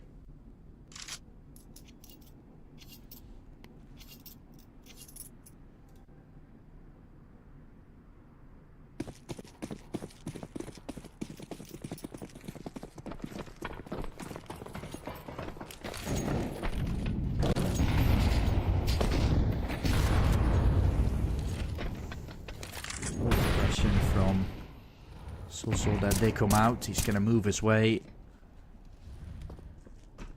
into the lobby site. Opportunity with 2 eye up close as well. They fight the double kill. They line up for Sossel as he's back to where his potential lies. Had a rough ancient, but it's starting to get back. With the aggression shown as well, the empathy gone. Simply just a rock-hard fight potential that he brings. The fearlessness that Sossel had when he had to stand in for another team when he played for his previous team.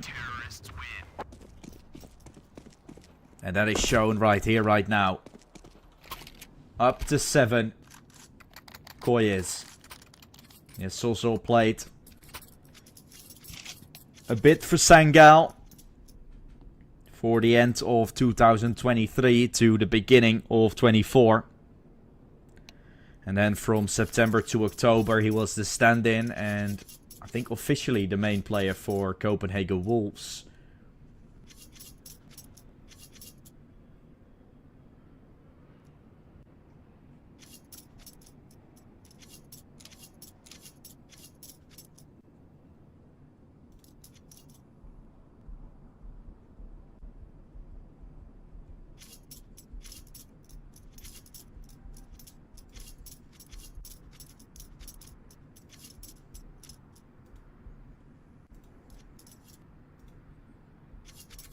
Played some matches here and there, so there he definitely had his ups and downs, but particularly ups, I feel like.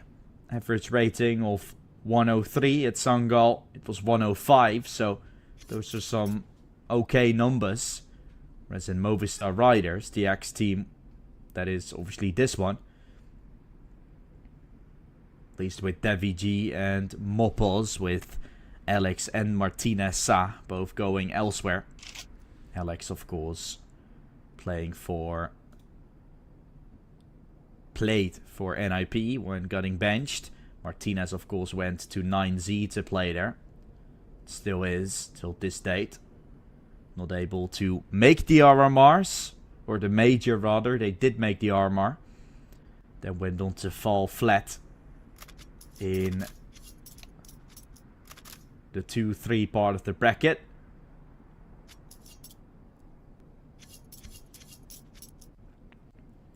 One win away from potentially achieving greater things, but after they were 2-0, losing versus Wildcard and Pain, after that having to face Furia because they faced against the weakest of teams in the first 2, which led their Bushels rating to be very, very tough. And if they just took Wildcard down initially, it would have been a whole lot easier. But yeah, they lost in overtime and then another game. Against Pain, it was a disaster. And against Furia, they got close. With Martinez trying everything he could, but to no avail. That was the old team from Koi. This obviously the new one with just not benched yet. But I feel like looking at him not playing these few matches might be more likely for that to happen.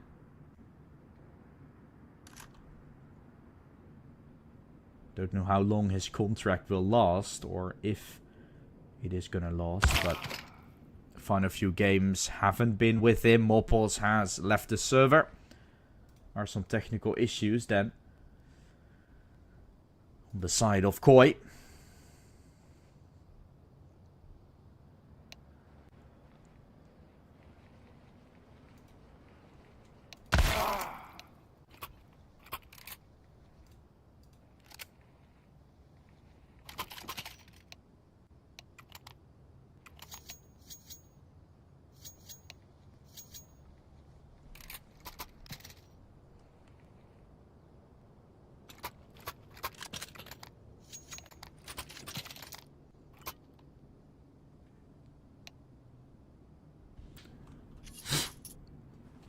We're gonna see round number 11 coming. With Koi having an opportunity here to take matters into their own hands. Get their way up to an 8-3. Potentially even further. Tammy burning down. Mopos and Solsol helping each other out there. The cross. Adam will hear some of the steps now. Trying to chase them down through the smoke. He might face Millard soon. That's a frag taken. Another one from Swans that will be falling. Too high, too itchy to push. Could have taken him down. Can't make it. An 8-3 for Koi. As they're the ones now. 5 rounds in an advantage.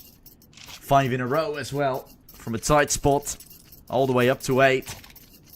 Just one away from completing a really good half. That's what Koi is ultimately going for.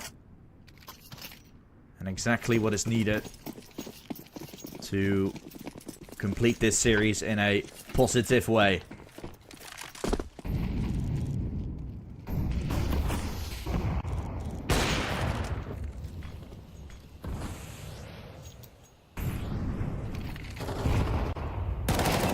Svarts is that man. Great shot there from Devi G. Miltzy. He's accelerating to find Devi G right there. That man walking, he surely is, with advantageous spot for Koi. 4 when waiting towards outside just to clear. The aggression from Miltzy. He's pushed his way through, might have hurt the step. Here some players rotate. They're unaware of him being here. The Finns just sneak through all the lines of defense with Stadodo. First of all, it does open up ramp. That's what it will. Unless the Dodo looks the opposite way. It's not going to happen. This is a free kill for Miltzy. Tries to see if there's more to find towards ramp. Kills him. And then waits for heaven. This opens up the door for Ensa players to start walking up. But Moppel's already chasing them.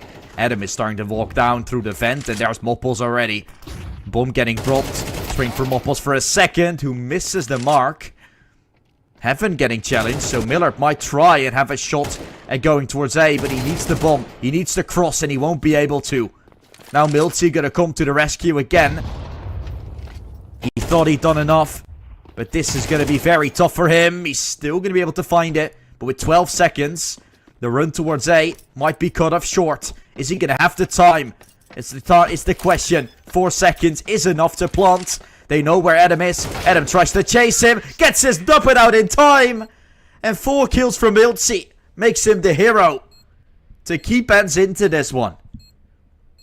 What a brilliant performance there from Miltzy. Sure. That Heaven kill provided to him. First up. The call to rotate towards the A side. Not made properly with the bomb out in the open. But then the recoverage from him after that 1 versus 2, 1 versus 3-ish is brilliant from Miltzy. And the fact that he found a perfect timing towards the outside smoke as well. He's definitely the MVP of that round to get ends to a 4th. And now it's up to Koi to show us what strategies they have with particularly Sossel here. on the T side of Nuke. A very hard site, called by many. But Koi does look to find themselves the pistol, and we know how important that one is. If you can find 3 in a row, same situation accounts for them, just like Ensa had on the map of Ancient. And the pistol is already found for Koi.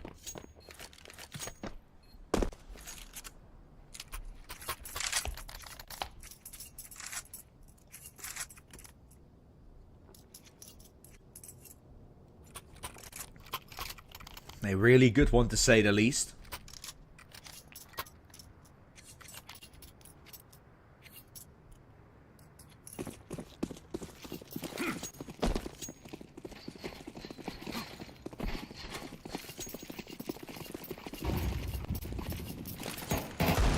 Not a buy for Ants going out, so we won't get to see those 11-4 shenanigans. Unless, of course, they start losing their first full buy round against the Galils. And with this being a flawless round by the looks of things, that is pretty likely to happen still. Too high. What can he bring to the table? Not too much. Gets taken to the hands of Sussel, who's found double digits for Koi. And that is the entry, or the pistol, the follow-up, going the way of the Iberians. Which are now going to play up against 5 M4s. No kit available for Ends, so trying to make sure Koi doesn't plant a bomb. Going fast A could be an answer. Sussel, usually the entry. He's going to go fast. He's sending it. Flash being used. Adams will try and smoke things off to go through this. Oh, a little bit of a delayed hit. This is pretty nice. Clearing second vent will not be allowed to because he was fully flashed. Trade towards outside being taken, so that opens up no chance for any more rotations. But Milty already arrived. Came down from ramp, but to no avail as he's been taken. It's the Dodo in the meantime taking A. Could be a chance for Devi G to wait this out and wait for Stadodo's lurk, but he's boxed in. Devi G is a dead man walking to the hands of the Macedonian Fallen. Leaves just Stadodo remaining. Now they're aware of where he is, but only needs 2. Chances definitely here for Stadodo. Smoked off now on the first entrance. Mollied off on the second. And he goes back to single. Imagine if Too High throws his smoke onto single now. That would be insane, but that's not the read they're going for. Can't pick up the bomb. Using a smoke for it. Could be something though. Tapping.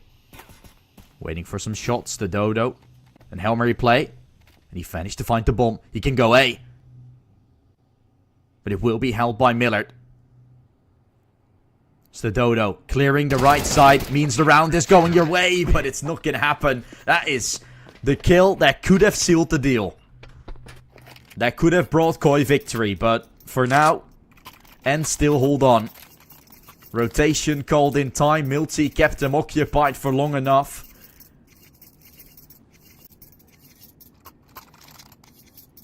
Koi still in striking distance of the win, but still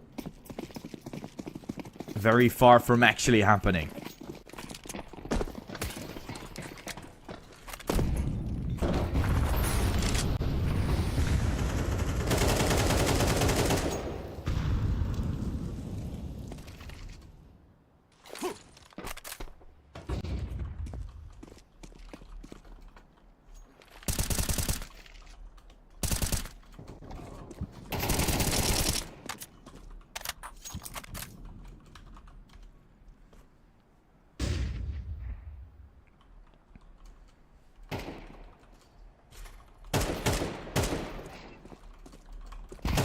Look how easy this round is now.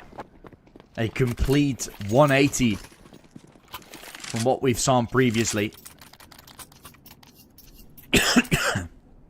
As Koi is scraping up the pieces.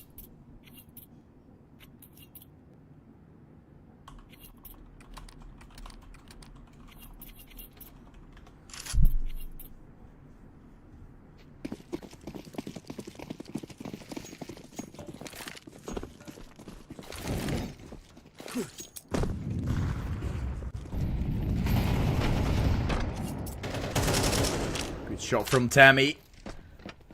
The Dodo is falling flat. Sparts joining Milty to help. As they thought Koi was gonna play their pistol towards the A side and ramp. And those are the two sides they choose. Those are the two sides they go for.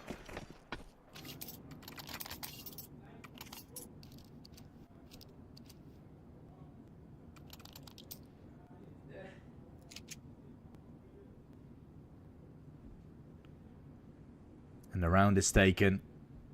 Koi calling in a tactical timeout.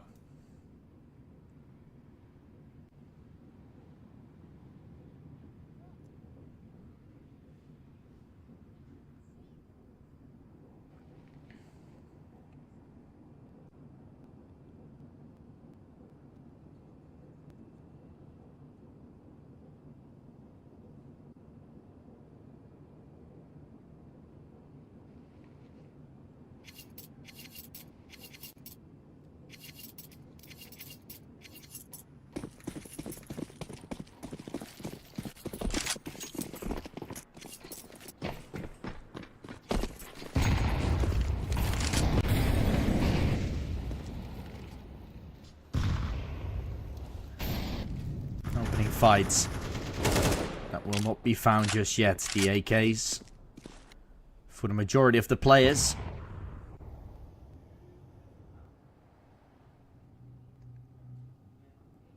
Adam walking down. So he gets his way close. Zwarts seen, not dealt with.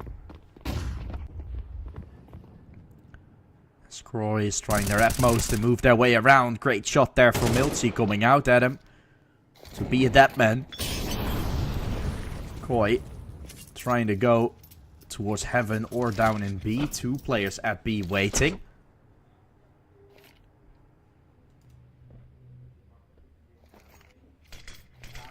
Up close though. Zwarts still having to be careful. Georgian is. Flashed, but still finding the frag. 1-for-1 traded. Might get the B side under the control of Koi. And just a few seconds away from attempting this retake, of course. As they now get a timer set on top of it. We see the percentiles being in the favor of Ants. With the players alive. And now the percentile opens. Double kill could be required. Could be taken. Devi G gets it. The Spaniard's still up. And Soso will do exactly the same. Swinging on the contact is providing Koi with a round. Sure, you have the odds on your side, but that doesn't mean anything. We have a Devi G, a chance for a double. And Soso still on the side. Koi needed a timeout. Got a timeout. And they got the round needed.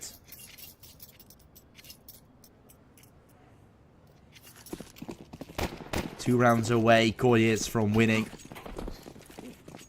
And booking themselves a ticket to the upper match against Team Next Level. Winner of that will make it into the playoffs, one game away from winning some prize money here in the Galaxy Battle.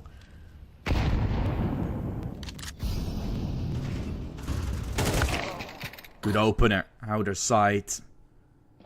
Where Zwarts will be the one getting taken away. Down to 15 still. A chance for the Georgian to do good. A side will be at least tried to overrun partially. Controlled and has been found. Looking for a swing to from the back of the side. It's Tammy trying. Double kill from Tama. And no chance with the Dodo on his own. Could and should be a dead man. The 1 versus 4. But you can never be unsure.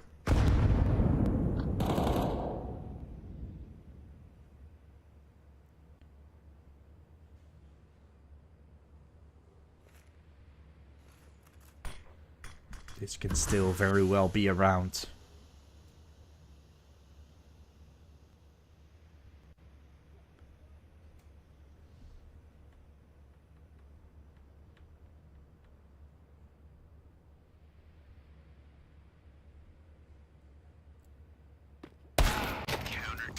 the Dodo. He's going to fall to the hands of Miller. And with that, it's 8. Go in the way of Ants. This Finnish team is...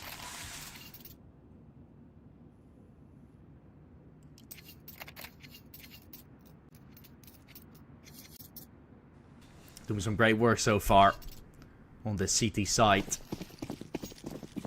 As Koi looked absolutely there, ready to take it all.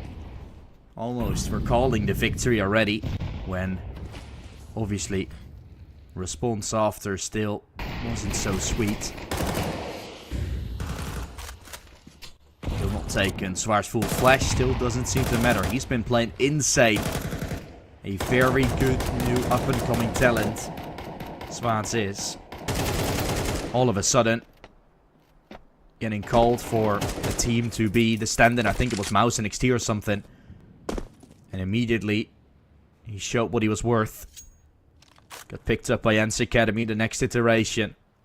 And here we are seeing him play with the team against supposedly a tier 2 team in Koi.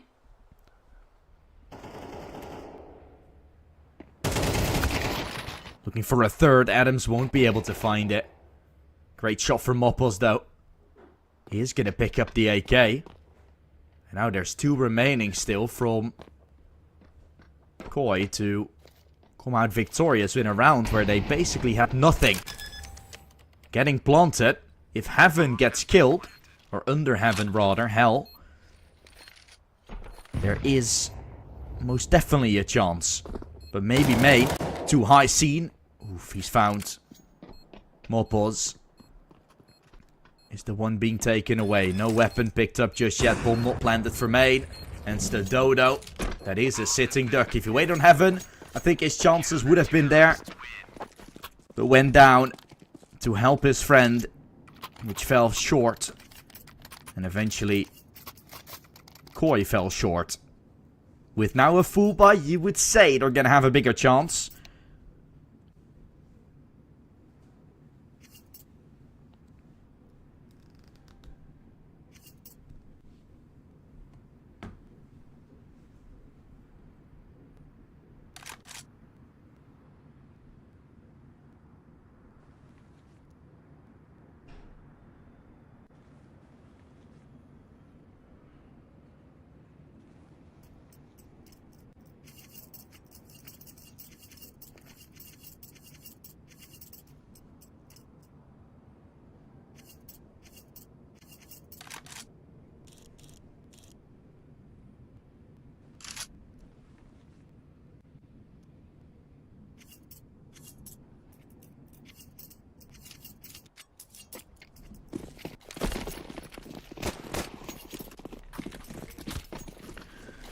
Two away. Koi still is, but they were 2 away a long time ago.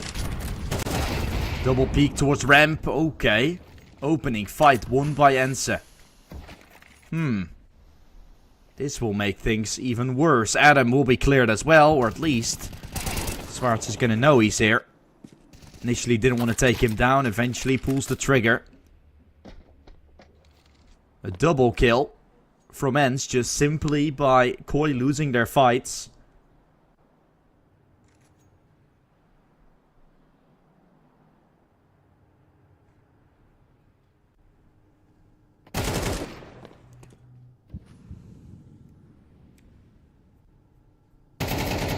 Ooh, too high.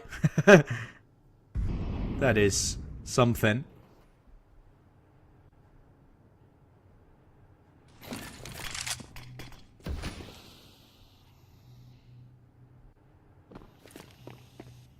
Looking for the bomb tap, looking for the plants, the Dodo. He's gonna get it. Initially, the round looked lost, but they still got a lurker in Soso again. With 2 players from Koi ready on the side itself. Still the chase from Soso now initiated. If they hold out long enough, Soso is going to be the one at least finding one. Molly to the left hand side is great. Dodo is falling. Soso will now have to go. Out for the fight. Molly is dropped. Millard still sticking. The molly won't hit him as Millard will complete the defuse. The molly barely missing. Provides Koi with nothing. Except pain and harassment. As Ents is 2 away from putting themselves on match point. And Koi were in 11 for a very long time. But the CT side we were talking about from Ents also on Ancient. That was so damn good already. Provided Koi with nothing to come back from. Is now starting to be the difference maker here on Nuke. For potentially Ents to win this one out. And then you can speak of a Koi need to go back to the drawing board. Molly towards Vent is enough to possibly call out that outside push already. The rotation comes out too late. From Vent at least. But there's already 2 from Ramp. Including Miller. Including him. With the big green that has already lined up 2. Surely Sassel finds a trade. But the 2-piece and the 1-up from Smarts are good enough to say this round is safe to go to Ents. And then you find yourself into an 11-11 spot. That means the game is all tied and both teams are 2 away.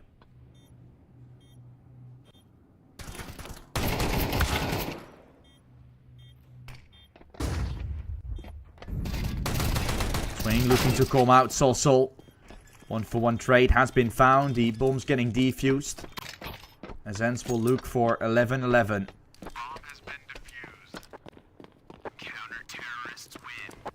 Successfully finding it.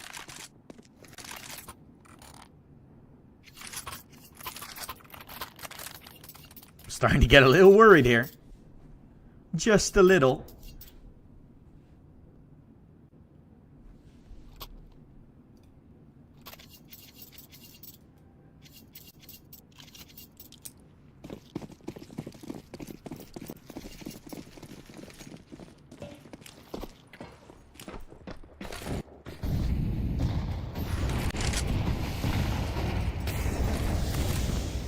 Opening fight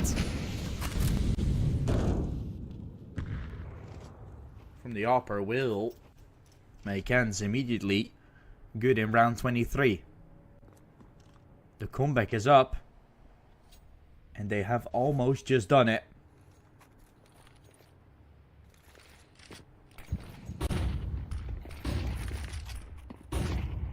Such a good position. And almost one away. Miltsy boosted, now falling down. Double stack on Ramp. Temmie has shut them down. Ents is 1 round away.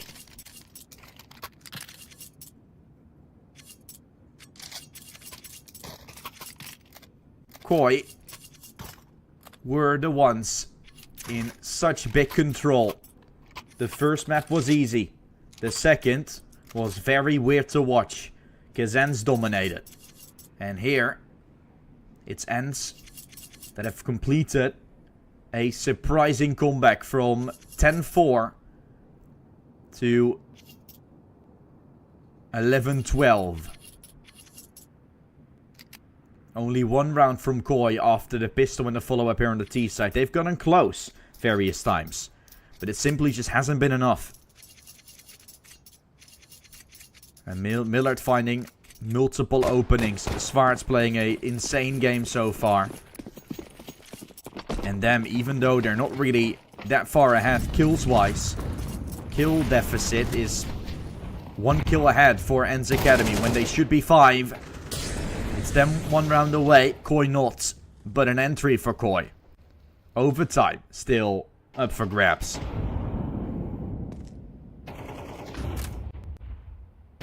And what will that do to the mental from both sides? Koi thinking they would get an easy game. Ents now having things in their palm of their hands, but then too high going, a little bit too aggressive.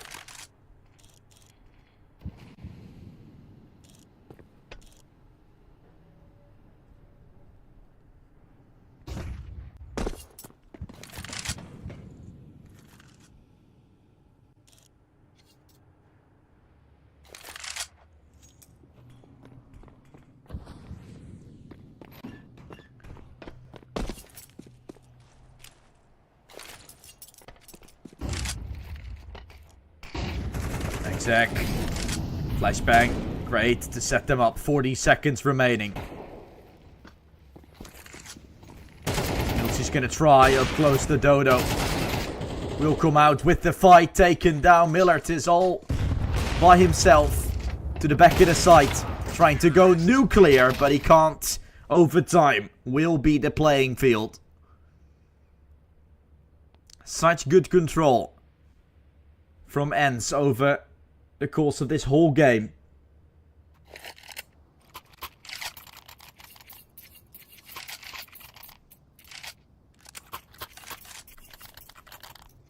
But overtime will be played.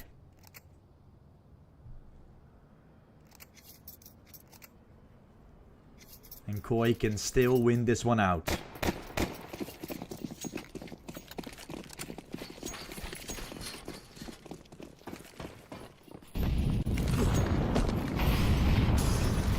Maybe this was the wake-up call that they needed.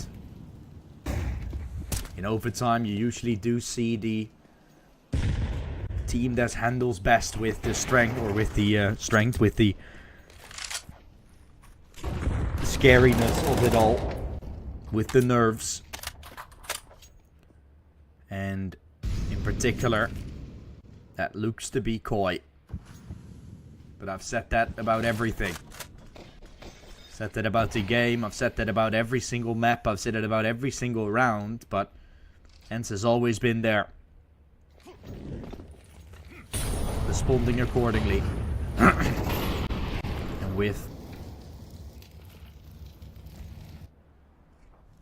as much resilience as they can.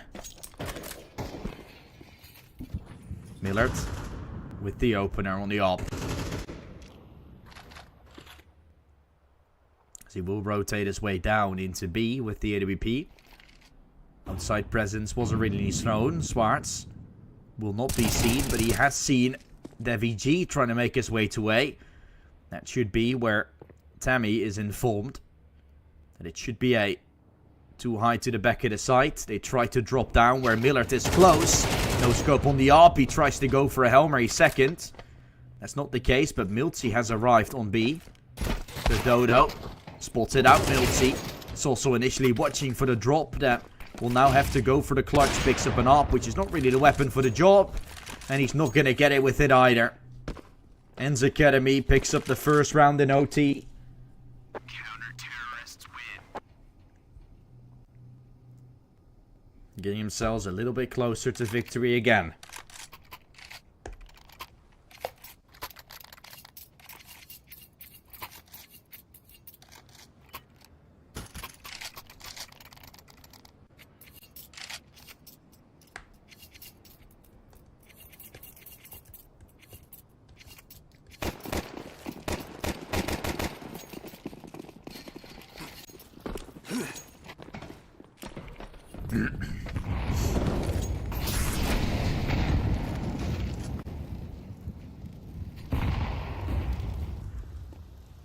Advantageous spot here for ENCE. Outer side getting challenged. Adam. Oh, he sneaked through. Unaware. With Swart still fighting from the back line, who's been great so far, and once more looks to get an important frag. Another one going his way. Swart with a triple. And joining in from heaven. Doesn't allow the bomb to go down. Koi can't get it. They thought they sneaked through the lines. They thought they had full outside control. But Smart's still there. Getting himself up to 22 kills. And a very promising first half of overtime for ENCE already. The Dodo won't even have an AK. He's going to have a Tech 9. This is for Koi to make sure ENCE doesn't get 3 match points to work with. If you thought it was a done deal from Koi, they lose this one, you might as well say so. Unless they can go huge, there's something else lurking in the shadows, and that's ENCE. That is ENCE, ladies and gentlemen. 15 with a complete side hold. No one dying with the Hail Mary play from Koi falling flat. They might have to start comebacking from what looks to be a lose in the first round of play. And then if you are Jano waiting on the lower side of the bracket, you're saying, oh, because we lost, we get to face an easier opponent. And then next up is the match against, or between Jano and Koi. And Ens Academy and Team Next Level for the winner side. Which I think we all originally thought was going to be the loser one. So this group has been completely reversed to, I think, our expectations, or the general expectations. In case this round is won by Ense. Or one of the next three, you can also say. Svaats sneaking behind. Spots in Mopos. And knows where he's heading. He's cleared all down to the lower side. Now turning his back, almost. Got a little itchy. Pushing into A. Could be enough. That's the A side taken. Koi is going to look to fall. Although they picked up the first map 13-4. They lost their second. And here on Nuke, things looked completely normal, neutral. They looked to have the victory in the palm of their hands. But Ens complete a stellar CT half. To then find what looks to be the final blow. Millard will complete it. It's Ens Academy going to the top of the group. For now, with still Team Next Level waiting for them to try and challenge them in that winner's match. But it's not been the most phenomenal game for Koi. But Ens can be very happy about what they have shown.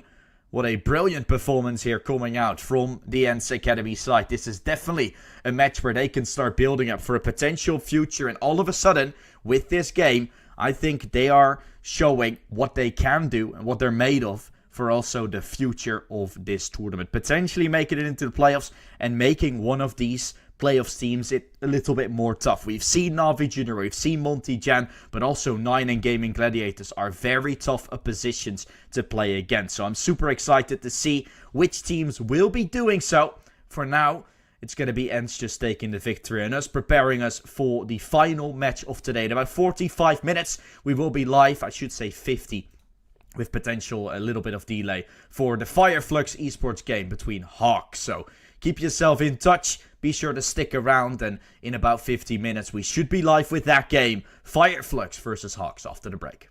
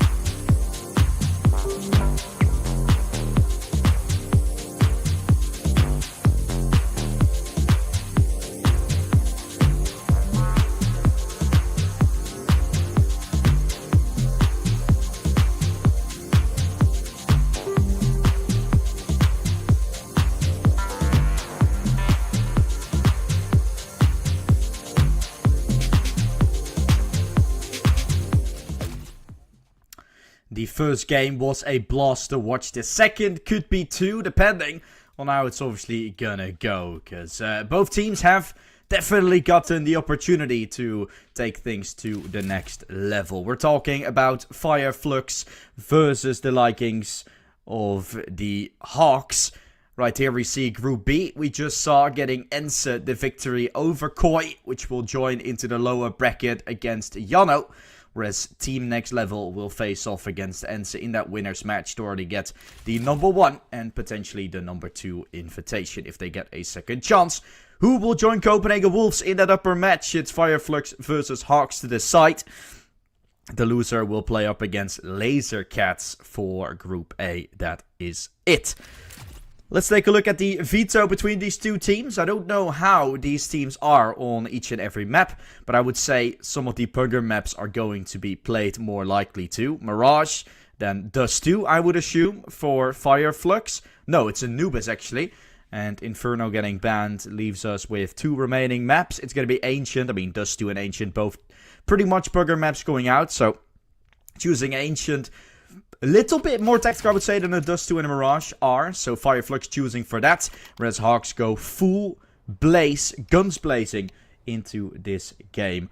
Obviously, originally from the South American side this team is. Or at least the organization, the team, is a little bit more of a European mix. So, I'm quite excited. About this game in particular. And, seeing what we can get ourselves into. Good start here at least. Great fights that have been found. As I have lost my... Oh, there we are. Fireflux onto the CT side, of course, playing in the ESCA Advanced. Having some good names in there. Paz, Soulfly, Skrunk, Sensei, Banjo. Okay, never mind. I was gonna say, like, I was gonna name a few. Then I can just name them all, because they're all so incredibly talented here for Fireflux. Some players from Turkey. Banjo from Finland. Sensei from Austria. Skrunk, of course, from Germany, like I said. So yeah, some really good talented players up against the Hawks that have a name for themselves built up. At least for the tournaments in the Brazilian side where they played on. Now, of course, picking up this team full of youngsters. Possibly most notorious being Edishan, which has played for Dusty before. Been champion of Iceland for a very long time. And then Remorse and Vito. A little bit more familiar, but Noix and Insert 2 that I personally haven't heard all too much from. So this will be a chance for me to see what Hawks is made of. While the first 2 rounds are looking to be taken convincingly here by the likings of Fireflux. Sensei with a double. Triple in total. Leaves just Insert remaining. Just gonna look to step up to the plate here. Going all the way up. Too short.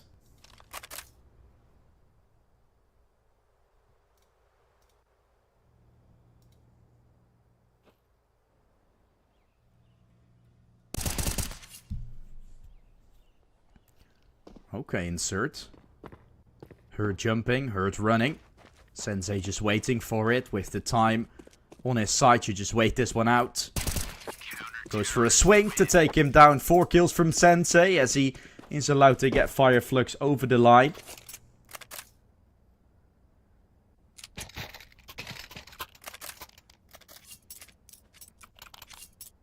With that, the 2-0 will be found.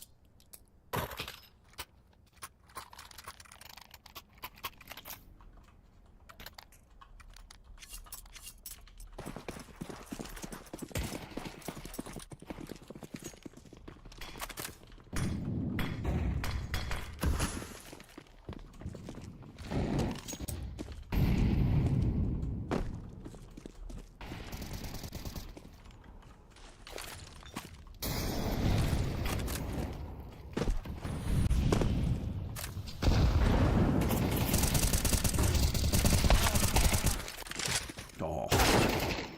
Beautiful openers. Mid-side getting challenged by Hawks and to no avail. No one to get anything done.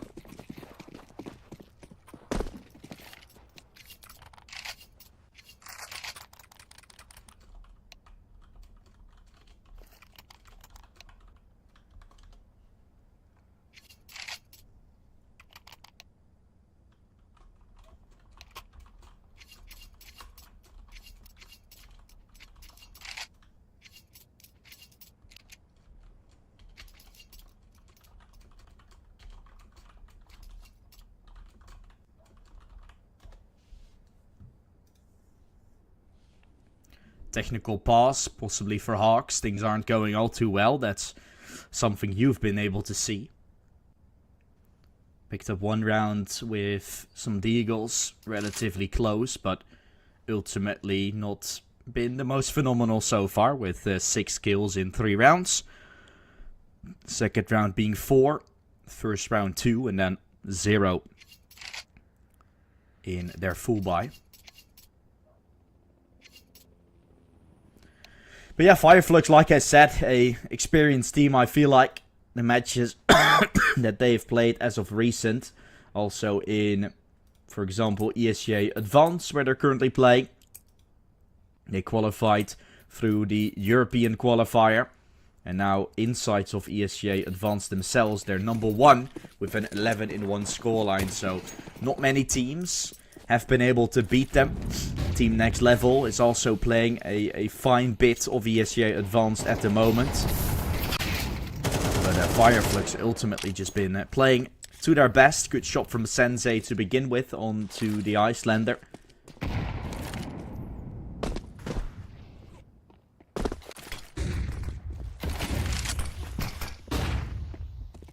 Vito looking for it. Strunk been allowed to find the headshot within falling paths. Soulfly as well coming into the play.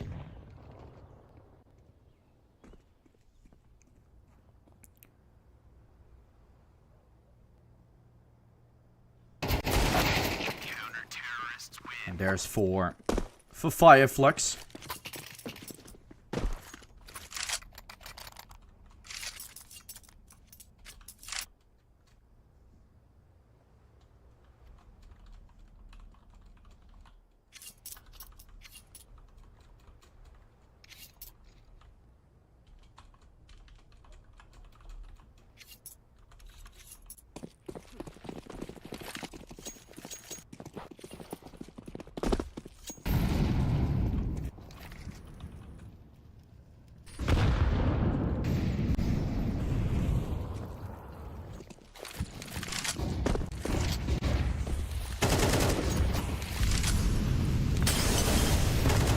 Soulfly.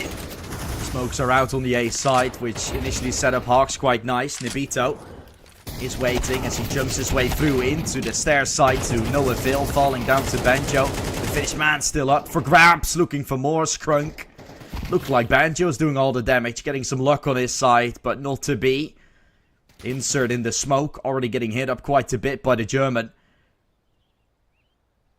As the Hungarian tries to set himself up for success. It looks to be 5 for Fireflux.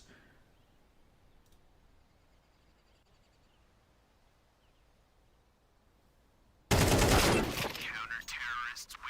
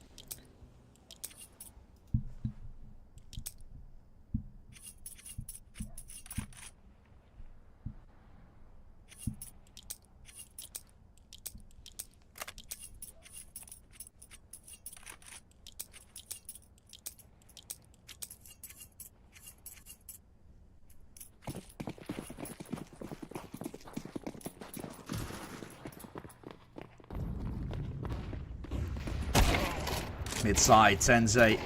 Arm in hand, looking for one, make it two. Great stuff, of course. They can't beat the Upper, who's holding his ground firm. Hawks, no smoke on window. No flashes anywhere. And then it's just easy pickings for Fireflux.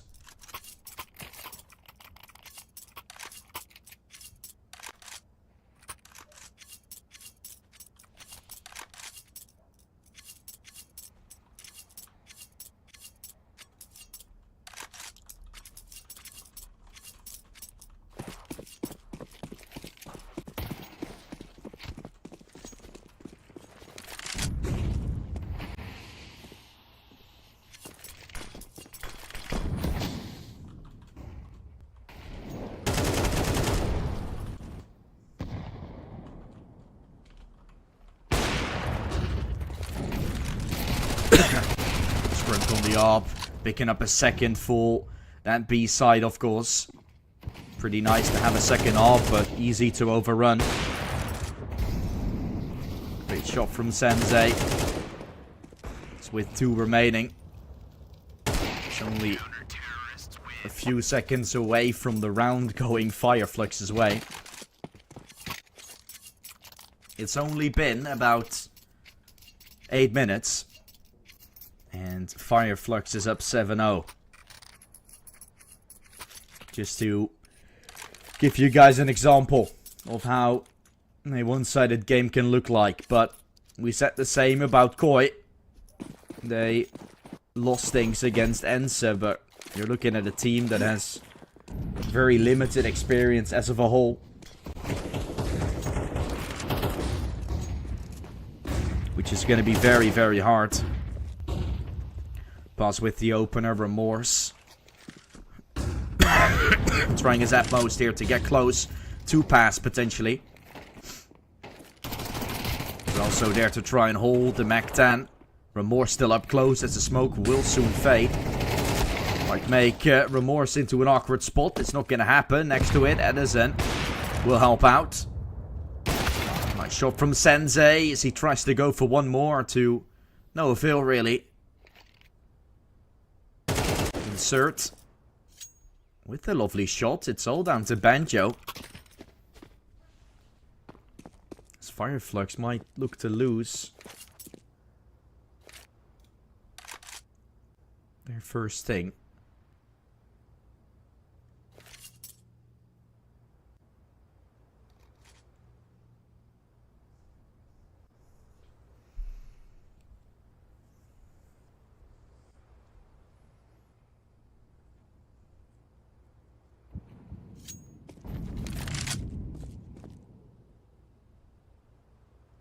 Has been planted.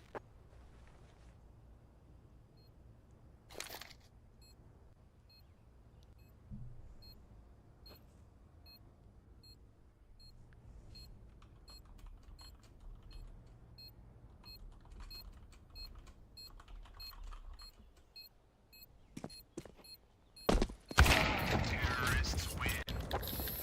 Hawks with the round as they planted a bomb. Banjo jumped to try and seek for info.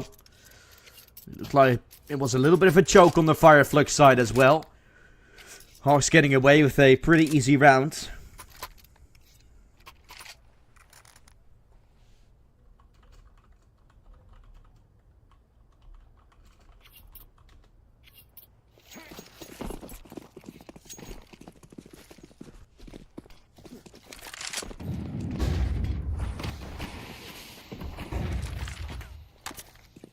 Spray through the smoke, the nade on top. Noix is waiting around. Itself will be great on top of mid. Sensei. What a brilliant shot there onto Noix. Expecting for the boost and finding the frag with it as well. A very good performance for Fireflux.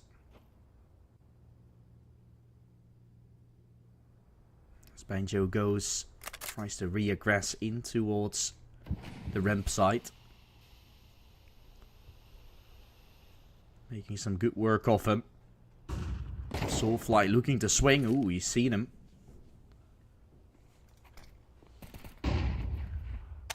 Flashbang for Soul to keep him occupied.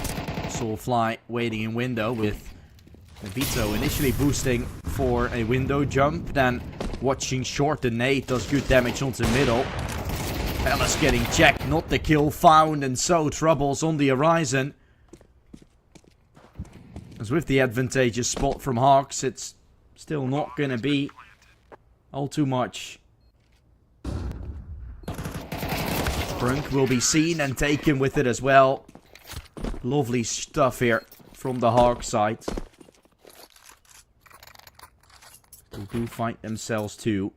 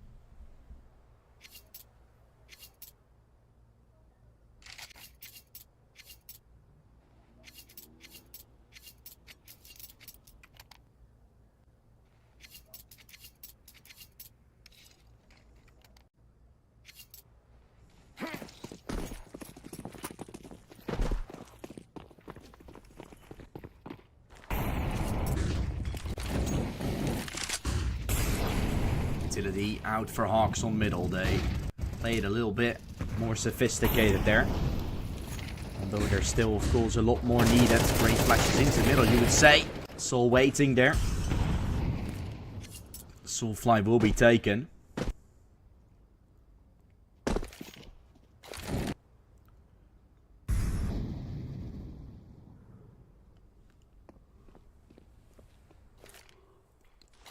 Advantageous spot still for Hawks in this one.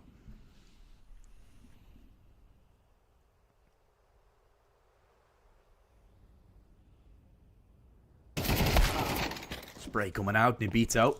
So managed to find Scrunk. It's 4 versus 2 still left.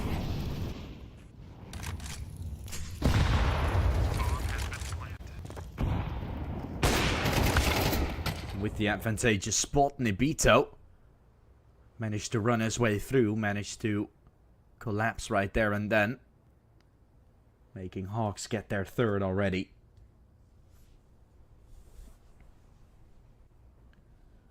A good move to start using that utility properly, just sending it into middle. Fireflux that initially were getting away easily with them.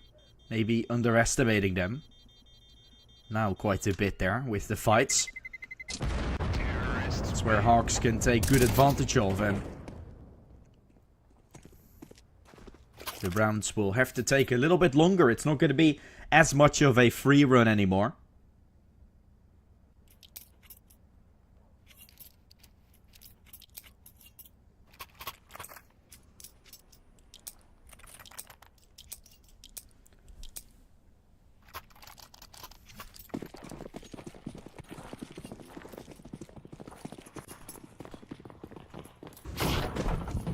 Some good utility here into mid for Hawks.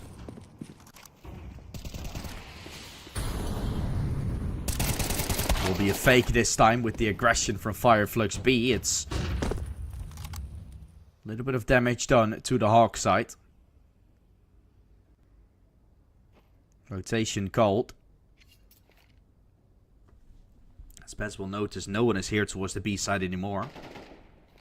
There might be more to say. Soulfly unaware, gets taken from behind there to the hands of Remorse.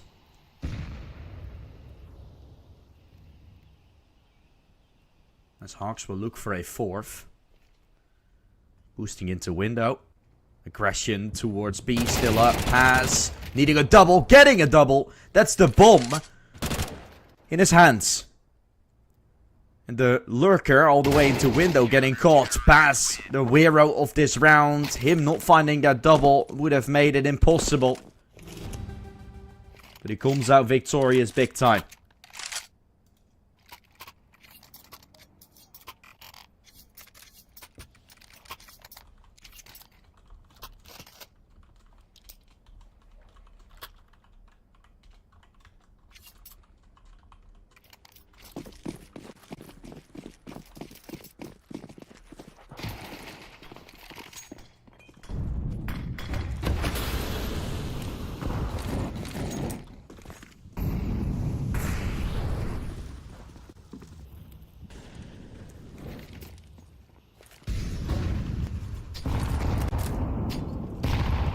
Morse. Oh, seen Soulfly. One trade here coming out. Pass still up for some potential. But can't yet get it. Nobito. That is not being seen by Sensei, who just creeps through the eye.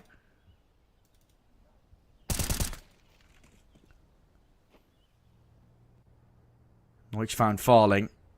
Gets Fire Flux to a 4 versus 2.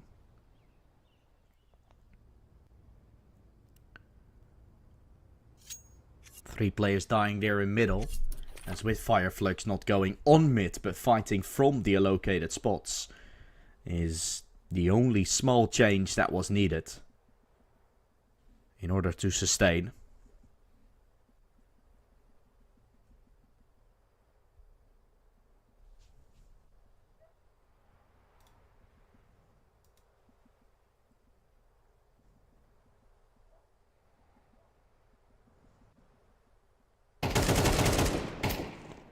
Spray there, pass, one more.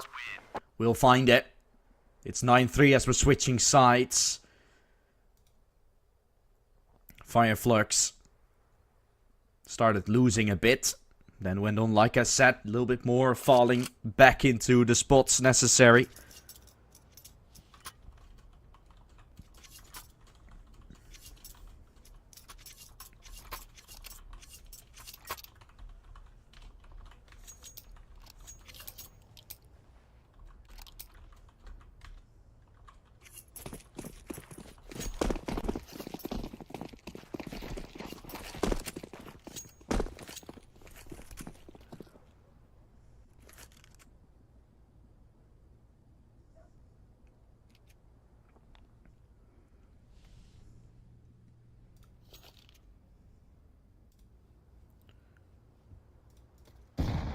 Underpass, at least getting contacted by Skrunk, with the rest leaping in from middle. Within a few moments, there's going to be the play coming out. Smoke towards the top of connector. A few on short. Great kill there from onto Nobito. Edison found falling. They run their way through right into the site. No questions asked. Remorse and Insert for the two remaining. Insert still seen, not taken. They're toying with him. But Remorse in kitchen had already made his appearance. They know where both of them are coming from. That's Remorse falling with Banjo going absolute wild. Insert gonna have to do it all by himself on an island with Banjo leaping in. Will find the headshot. Puts Fire Flux up 10-3.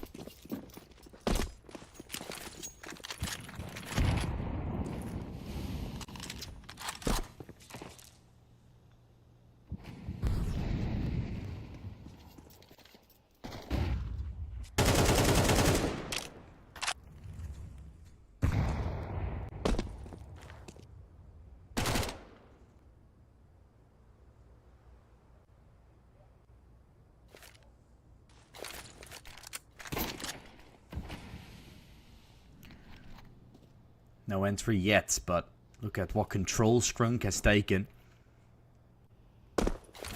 The beginning of this round. Control from Fireflux is insane. Neox tries to look to no avail as the German is allowed to take him down. B-side will be challenged. B-side should be taken. And Hawks is by no means in a good spot in the early stages of this round again. And if they can't make Mirage happen on an Anubis with what looks to be a very good Anubis team, we've seen few of them play in Sangal, Sensei, Soulfly, Skrunk, and I think Banjo as well. And that was always a stellar performance, always a good map for them to watch. Tapping the bomb once, can't make it happen. The swing from short as well. Vermours only just killed the Abs guy. Might have had the shot. Kills them both, but runs away. So although 11 is then taken by Fireflux and they haven't lost a single round yet, it's still not confirmed that they'll be leaping through immediately. Not the best of buy necessarily coming out. Everyone will have the AKs, but not always the utility that you want. Paz and Sensei probably gonna have the Galils. Unless Paz just wants to say, hey, I'm gonna sell it and buy an AK without any head armor. I just kind of hope. I just kind of hope Paz is gonna get one tap by an M4. That's always the hope if you're going to go this ballsy at the same time. Provided him with some utility. And he's going to whole apartments, or palace rather. Again, just a singular top mid smoke and window. For Fireflux to take it. Another smoke in window. The player taking underpass control. That's 4 smokes used. Simply have to control to the point where they are. Swing coming out to no avail. Banjo looking in for a second. Will be found by Remorse. Now Paz initiated. Scout in jungle, of course. As Soulfly tries to out-aim this guy. He will be able to, fully flashed. Player on the site in Paz is still moving in quite swiftly. And now it's up to Nabito to clutch this one out. A 1 versus 3.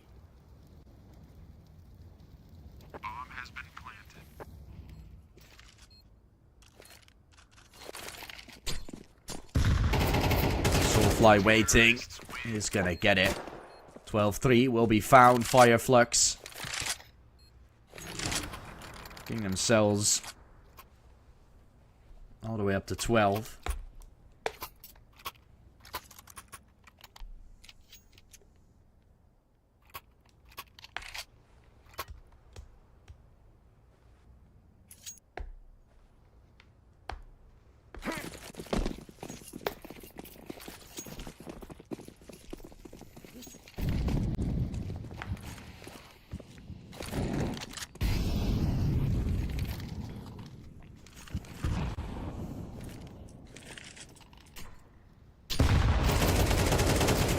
Out, good for the first, that's 2.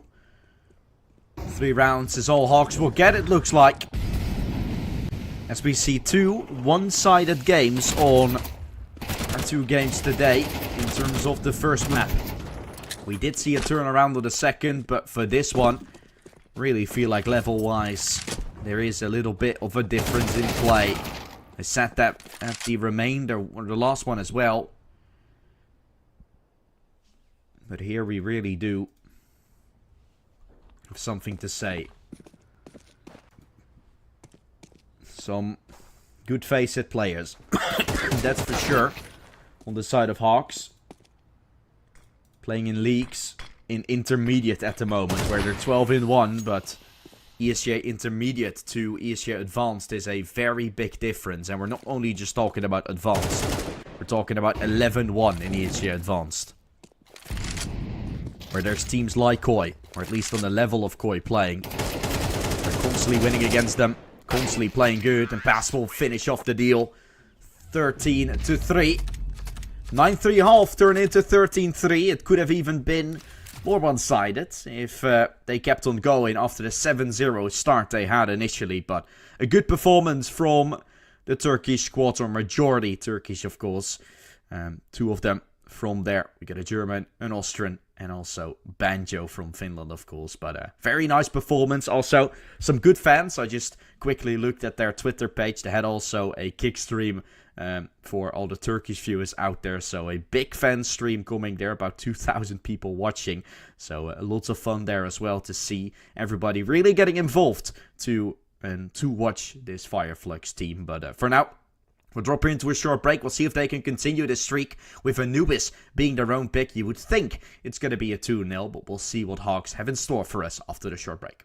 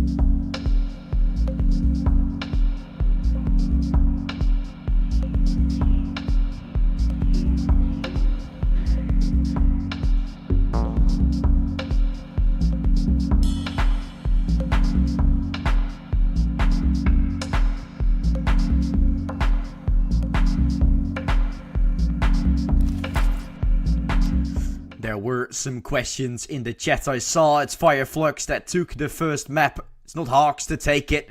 Fireflux did a very, very good job. They took themselves, or the Mirage game, in a 13-3. So Fireflux are definitely the team to take it.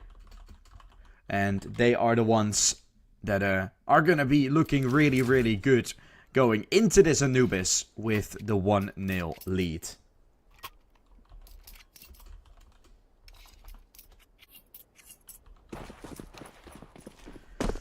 Here on Anubis, Hawks can try to recover.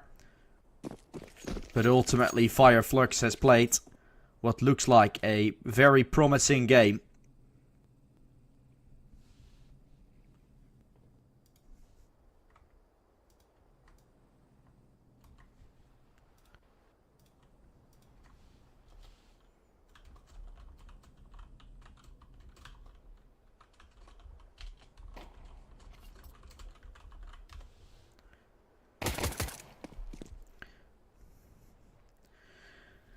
Banjo had look into the opening fight, had a chance to look for things. Soulfly will be hit up, down to 29. He has a really good opportunity to no avail. Edison had to take him down.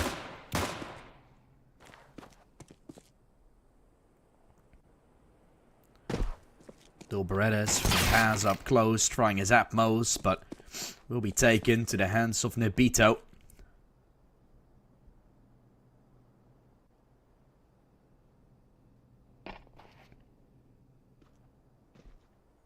Remorse had a chance. Dilberettas out to no avail. Double kill from Hawks. We do manage to open things up.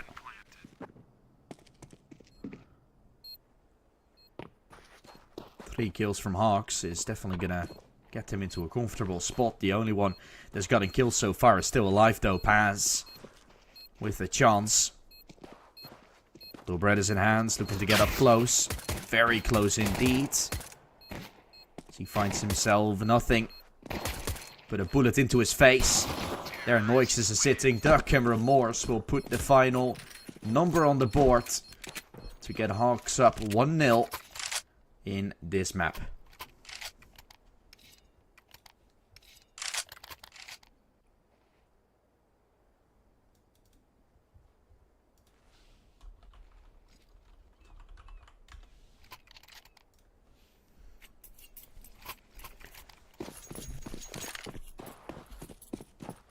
The buy from Fireflux, definitely not the best, but they are the team that has, or is more than capable of taking it.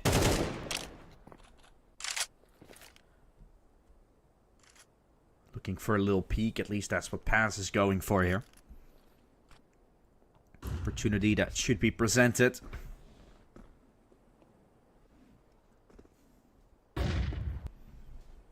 Flashbang in. Taking some space with Edison. Finding Banjo there. Brilliant entry will be found for the Hawks. 5 versus 4.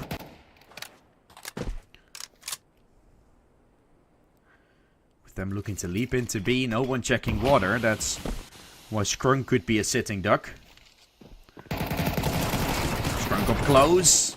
Doing good. As Scrunk with a double. The 5-7 is such a powerful weapon. Oh no. Oh no. Soulfly sneaking through the defense. Not denying the bomb, but at least taking down the player that was 100.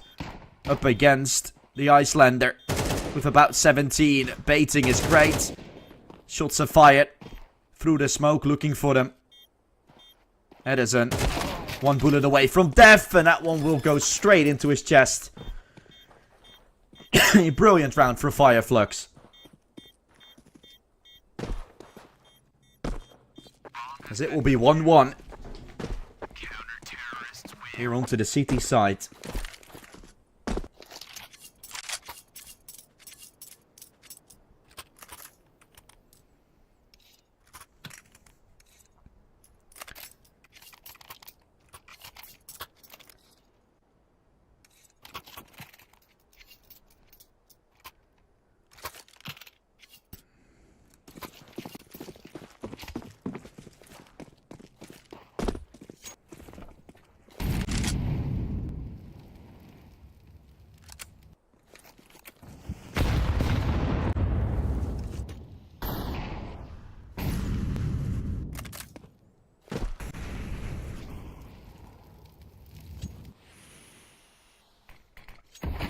And that was the round, of course, for Fireflux to lose. And now that they've won it, Full Buy will be there next. The buy still up from Hawks. Although it's just a bunch of pistols, of course, that have been upgraded here and there. Should still be a phenomenal game. Great shot from Scrunk. Finds the veto. Soulfly Sensei doing good work. And there's round 2 for Fireflux. On the board, taken nicely. They've managed to put themselves even further down the line here. With a very promising look.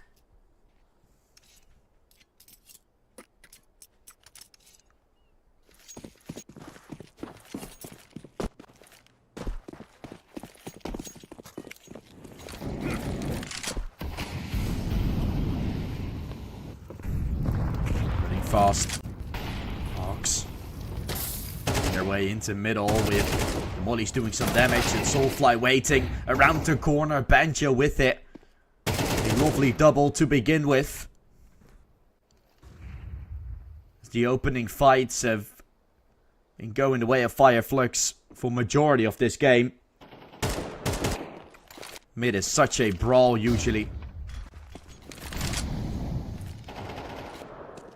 And this time again, although mid fights are being won, Hawks does execute A quickly, and the Portuguese doing some good work, at least Noix was. Sensei managed to put that to a stop, while Edison still waiting to get majority of the kills to open it back up. Can't. Side is closed. Leaves Noix to go elsewhere.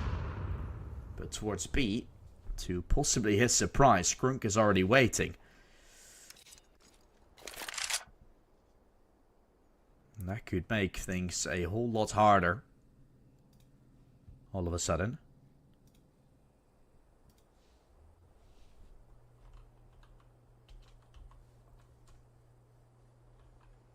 Is he watching for this? Nope, he isn't.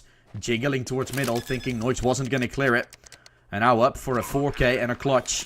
But we'll run right into Paz, it looks like. Up close. Will Paz be aware? Is he going to check his right hand side? He isn't. Noix with an insane clutch here for Hawks. Keeping him well and truly in distance of potentially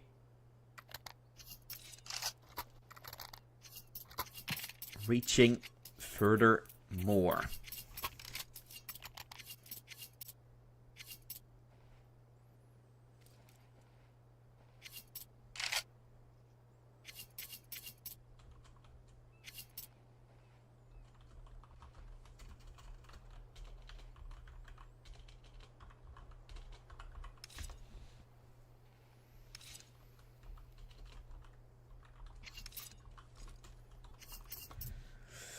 And so we're continuing to have a little bit of an interesting game at our hands. Right, Hawks, I think, shouldn't have been in this position. Their economy should have been shattered. They do buy up partially again.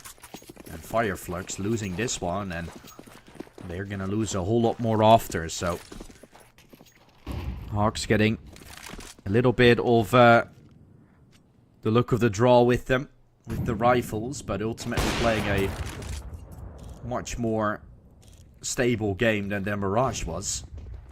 Just crazy to say, to be honest, but here on Anubis, they've been provided a chance. Sensei with the op from Connector can do some good work as he fights insert. Mid getting challenged while one is close towards Connector. I think he's still taking awareness of in Noix. Might be sent up with a flash. Although Sensei is going to look to go fishing. Will he catch one? A big fish in Noix could be called around the corner. He doesn't dare to swing out just yet. Barrel seen. Oh, the no-scope. It connects. So the damage has been done. And then he alleviates with another little teabag in from Sensei as well. As Fireflux puts themselves up to 3 in here on the CT site. They've already shown what they're made of.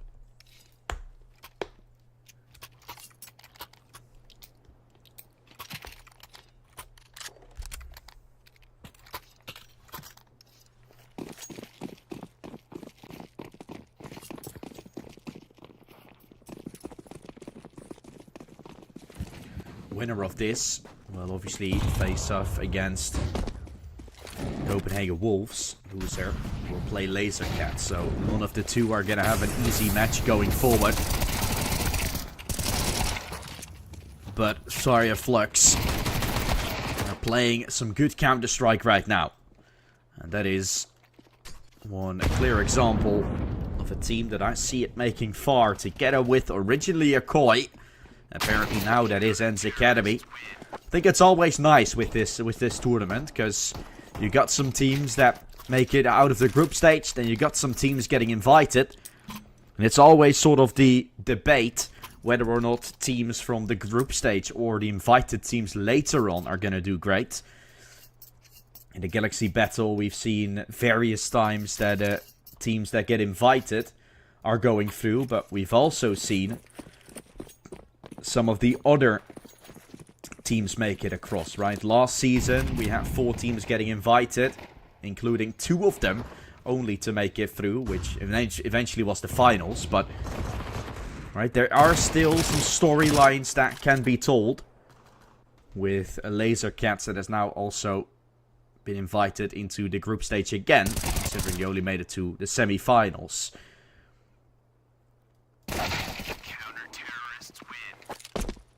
Fireflux taking it, and we're looking at the second tournament, where we saw only one of those bigger names make it through, or one of those other teams making it through, and they also lost into the semi-finals, with BC Game being the only one that lost.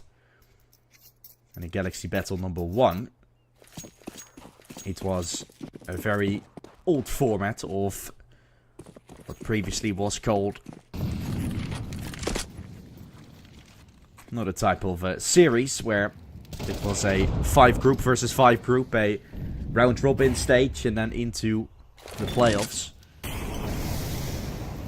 But in terms of the format we're currently using, it's always been just a few, but every single season we're getting bigger oppositions in these group stages as well, with the Fireflux, Akoi, and Ends Academy.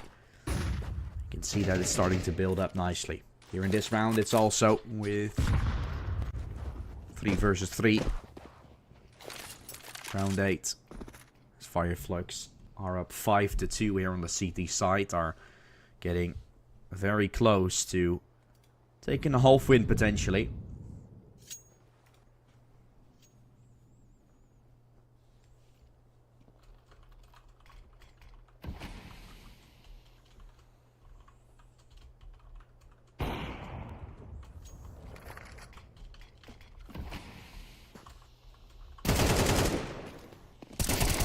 Good shot from Noix.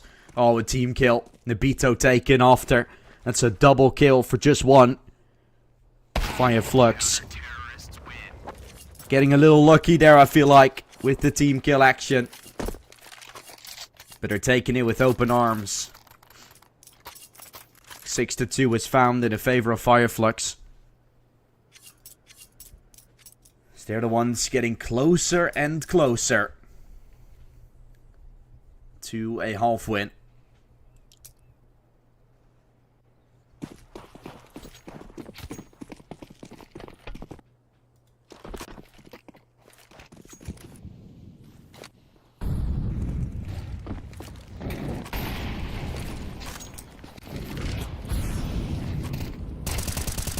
Fighting for survival here. Soulfly went fishing. Didn't catch anything. He doesn't capture it just yet. The opposition starts to get a little vocal. No opening found just yet. Just a push from Remorse will come out. Falls away to the hands of Paz. 3 players remaining. All to the back of the site. The Deagle will not collect onto Banjo. Eventually he will. He tries to hold on. It will be to no avail. Pass taken down to the back of the site. Sensei seen. Leaves just Noik remaining. He's clutched up before.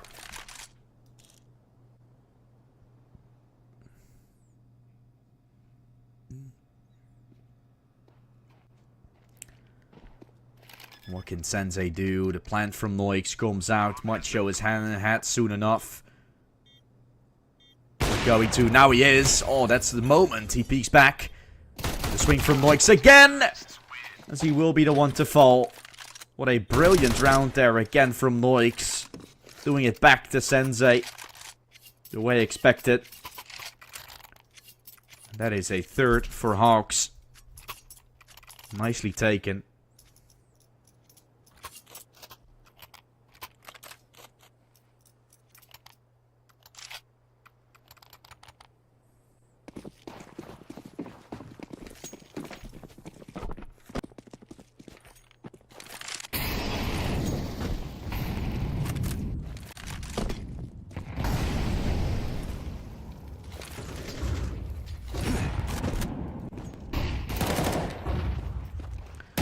Fight. Scrum getting hit. Eventually finding himself getting that kill while being full flashed. Edison. Found falling. Opens up the window of opportunity. Knocks around the corner. Seen. And now found by Scrunk. You tried to team kill us or body shot us. We just take you down when you're not looking. Giving him a taste of his own medicine. And with 7-3, which is certainly going to be on the board quite soon. Ooh. Maybe Insert still has a chance. The Hungarian trying to make it happen. Will he step up? A good push. In towards the CT spawn. With a chance, Sensei around the corner, steps made, kill gets found, looking for a second, can't do it yet. Soulfly trying to jiggle, will swing! Oh, Soulfly! Oh my goodness, what a fight! That's absolutely ridiculous from Fireflux there. Winning the half on the city side. And having a really good chance to simply just take matters into their own hands right now.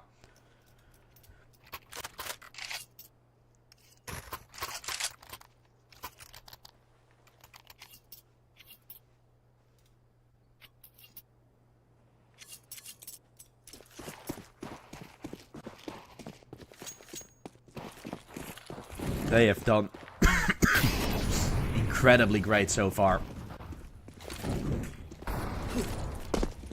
That being on the CT side here of their own map pick. Having the T side of Anubis still to play is definitely a blast. And a really nice card to have in your pocket still. Just drop on the field and use. With the thing saying on a 99% success rate. Because that's how far we're currently at. Hawks is not in a good position. They're fighting with their backs against the wall, really. Not from elimination from the tournament just yet, but definitely with the way things are.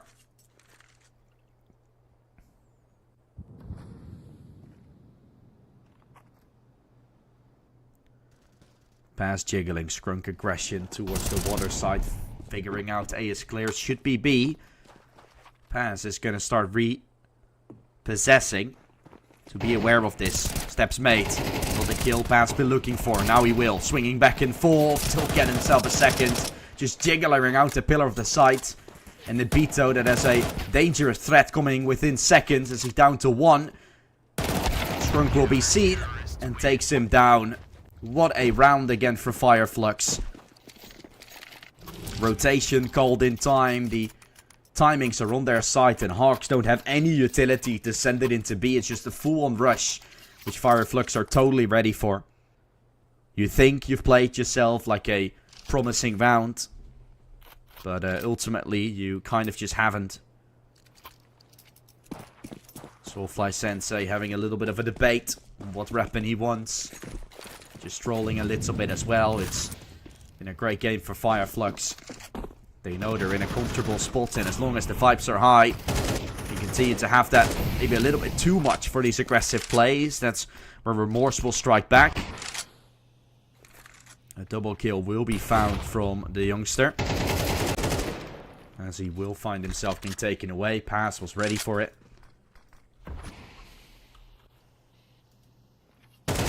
Moore's only 18 years old, of course, from this Hawks team. Gotta sell some young players for sure. Sir 21. Moik's also 21. And Ibito also 21. 24 on Edison. So there's still some development in this team to be had. Also with their coach, Stati, from Brazil.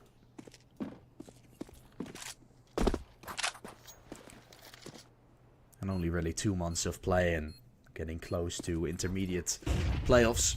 Already reached intermediate playoffs. We're going to see what they can do right there. In this game, they're going to look to find their fourth as they've taken A. The bomb will go down, which they've already done. And a double peak.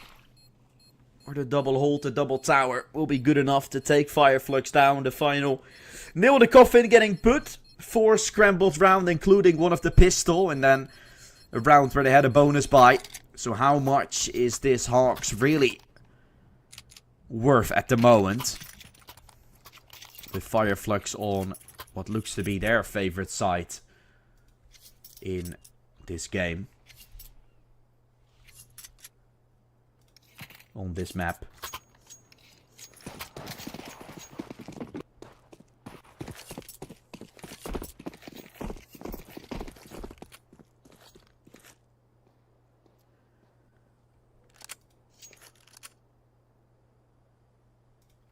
Anubis has been a good middle ground for them when you look at the HLTV statistics, but those games were also against teams like Sashi, 9 Pandas, which are either in the RMR or almost made it.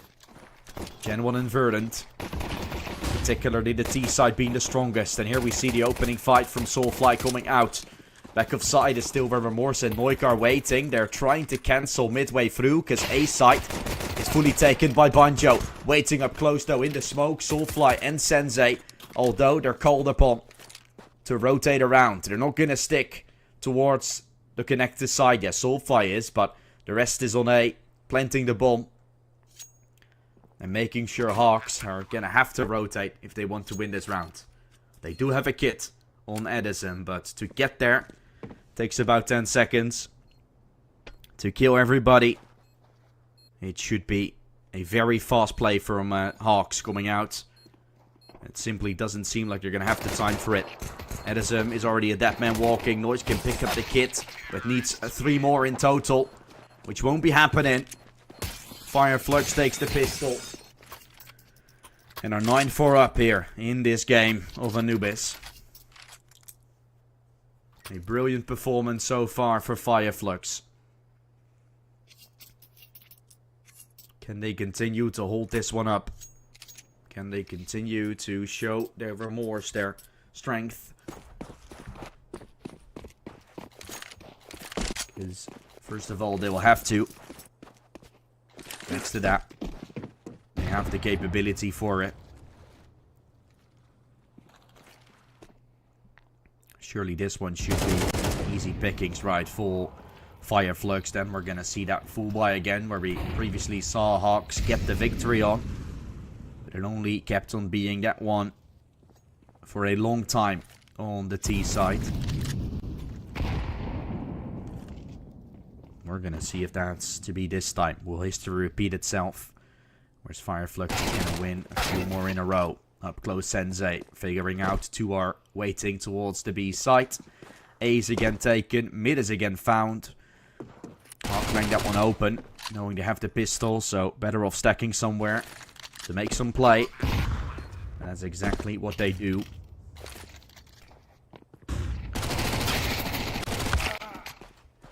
Still some kills, potential to pick up an AK.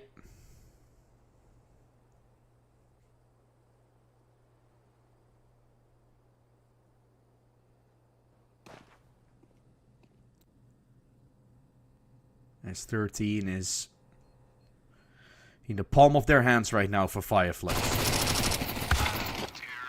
The spray won't connect from Noix, not having the bullets for it, nor the armor to back him up.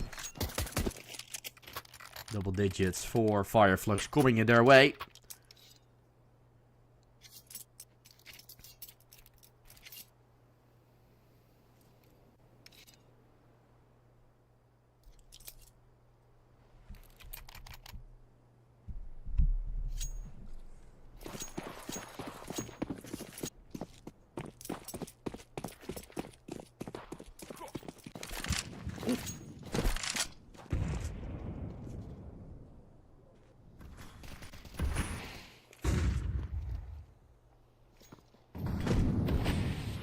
what is Hawk's response going to be? They have that M4 buy, of course, but they're putting a lot of emphasis on this round and this round alone. Only having 2 smokes, where now one of them is left. 2 flashes, a Molotov and 2 HEs to stop Fireflux from basically taking the game.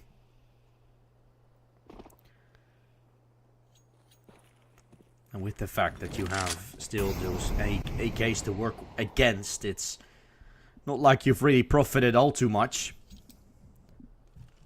The bonus buy for Fireflux is potentially even better with the help of the Mac 10 from Skrunk that can actually make space towards something like the A site. Looking to push their way towards the Heaven Smoke from Sensei.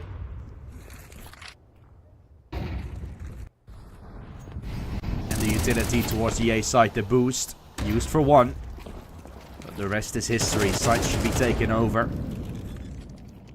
3 seconds to get it done. It's already planted.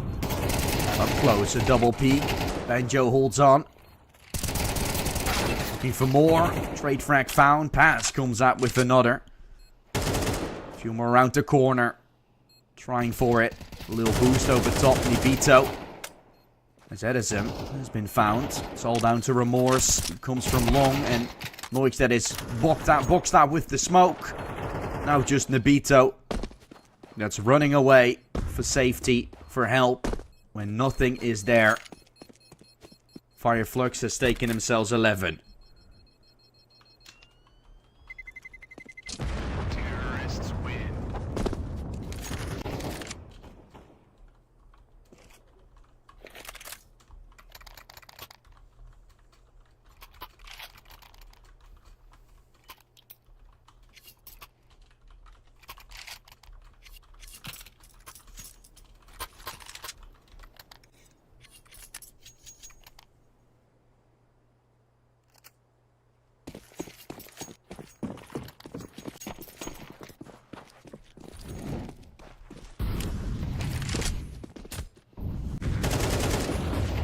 Pushing through in middle. The flash. Oof, setting up. Nibito. 5 versus 4. Danger spot here for Fireflux. Triple certainly trying their utmost here to keep it up. Advantageous spot surely.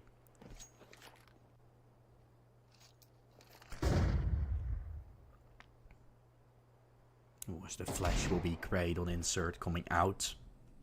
Noix. Pretty good kill right there with the Deagle. Skrunk with a double. Soulfly. Will not be able to find Remorse. And that is Fireflux getting themselves all the way up to 11 by the looks of things. 12 even. And now you can say the game is over. Or you cannot, and you can pray and hope for the best for Hawks, but yeah, it's just a tier difference, but this time for real. Koi that played with a stand-in. Koi that hasn't had the best of form as of late. Whereas Fireflux is steamrolling their way up the ranks. They're rising to the top.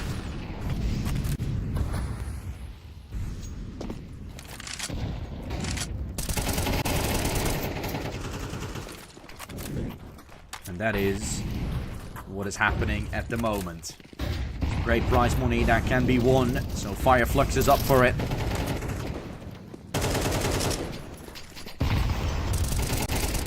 Spray going through, Remorse. Okay, CT still held a little bit. Remorse is keeping Hawks partially into this, but it looks like it's all done right now. The Icelander still going for a Hail Mary play here from long. Oh, Edison will still be cleared. Banjo had no ID. And even the rotation towards A still called, man. Oh my goodness. Noix is thinking someone's going to lurk CT. Knowing he might be potentially there. And they're just taking A site in the meantime. Yeah. Being toyed with. That's called. Hawk still thinks it's B. As Noix just figures out it isn't. Starts running his way over.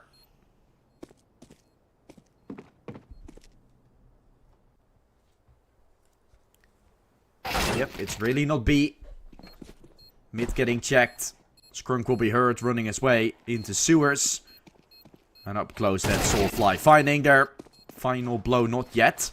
Skrunk is known at least. And he's gonna stick. Noix is gonna stick. Will he still have a chance? The flash is not gonna blame or put Skrunk into any troubles. It's a 13-3, 13-4 victory for Fireflux. They will move to the upper side of the bracket. They will be the ones to face up against the likings of their opposition. And for the likings of Hawks, it's going to be Laser Cats. It's obviously Copenhagen Wolves that Fireflux will be playing against here in this Group A. We see the victory being called. Hawks move down into the lower bracket. The elimination match up against Laser Cats will possibly be a little bit of an easier one for them. Laser Cats, of course, also still in the build-up stage again. And in Group B, we saw a phenomenal victory from Ens Academy coming out. They take down Team Next Level. And Yano will be facing off against Koi to see who's eliminated out of Group B. This was our day of Counter-Strike here at the Galaxy Battle. So I really hope you have enjoyed watching this game.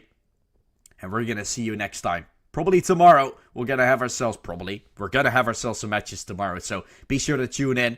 It's only 7 days competition, so we're going to have action every single day until the grand final is being played. My name is Jesse, or Dutch Boy, whatever you want to call me, and I hope you enjoyed the Galaxy Battle, and I hope to see you tomorrow for more matches of the Galaxy Battle number 4.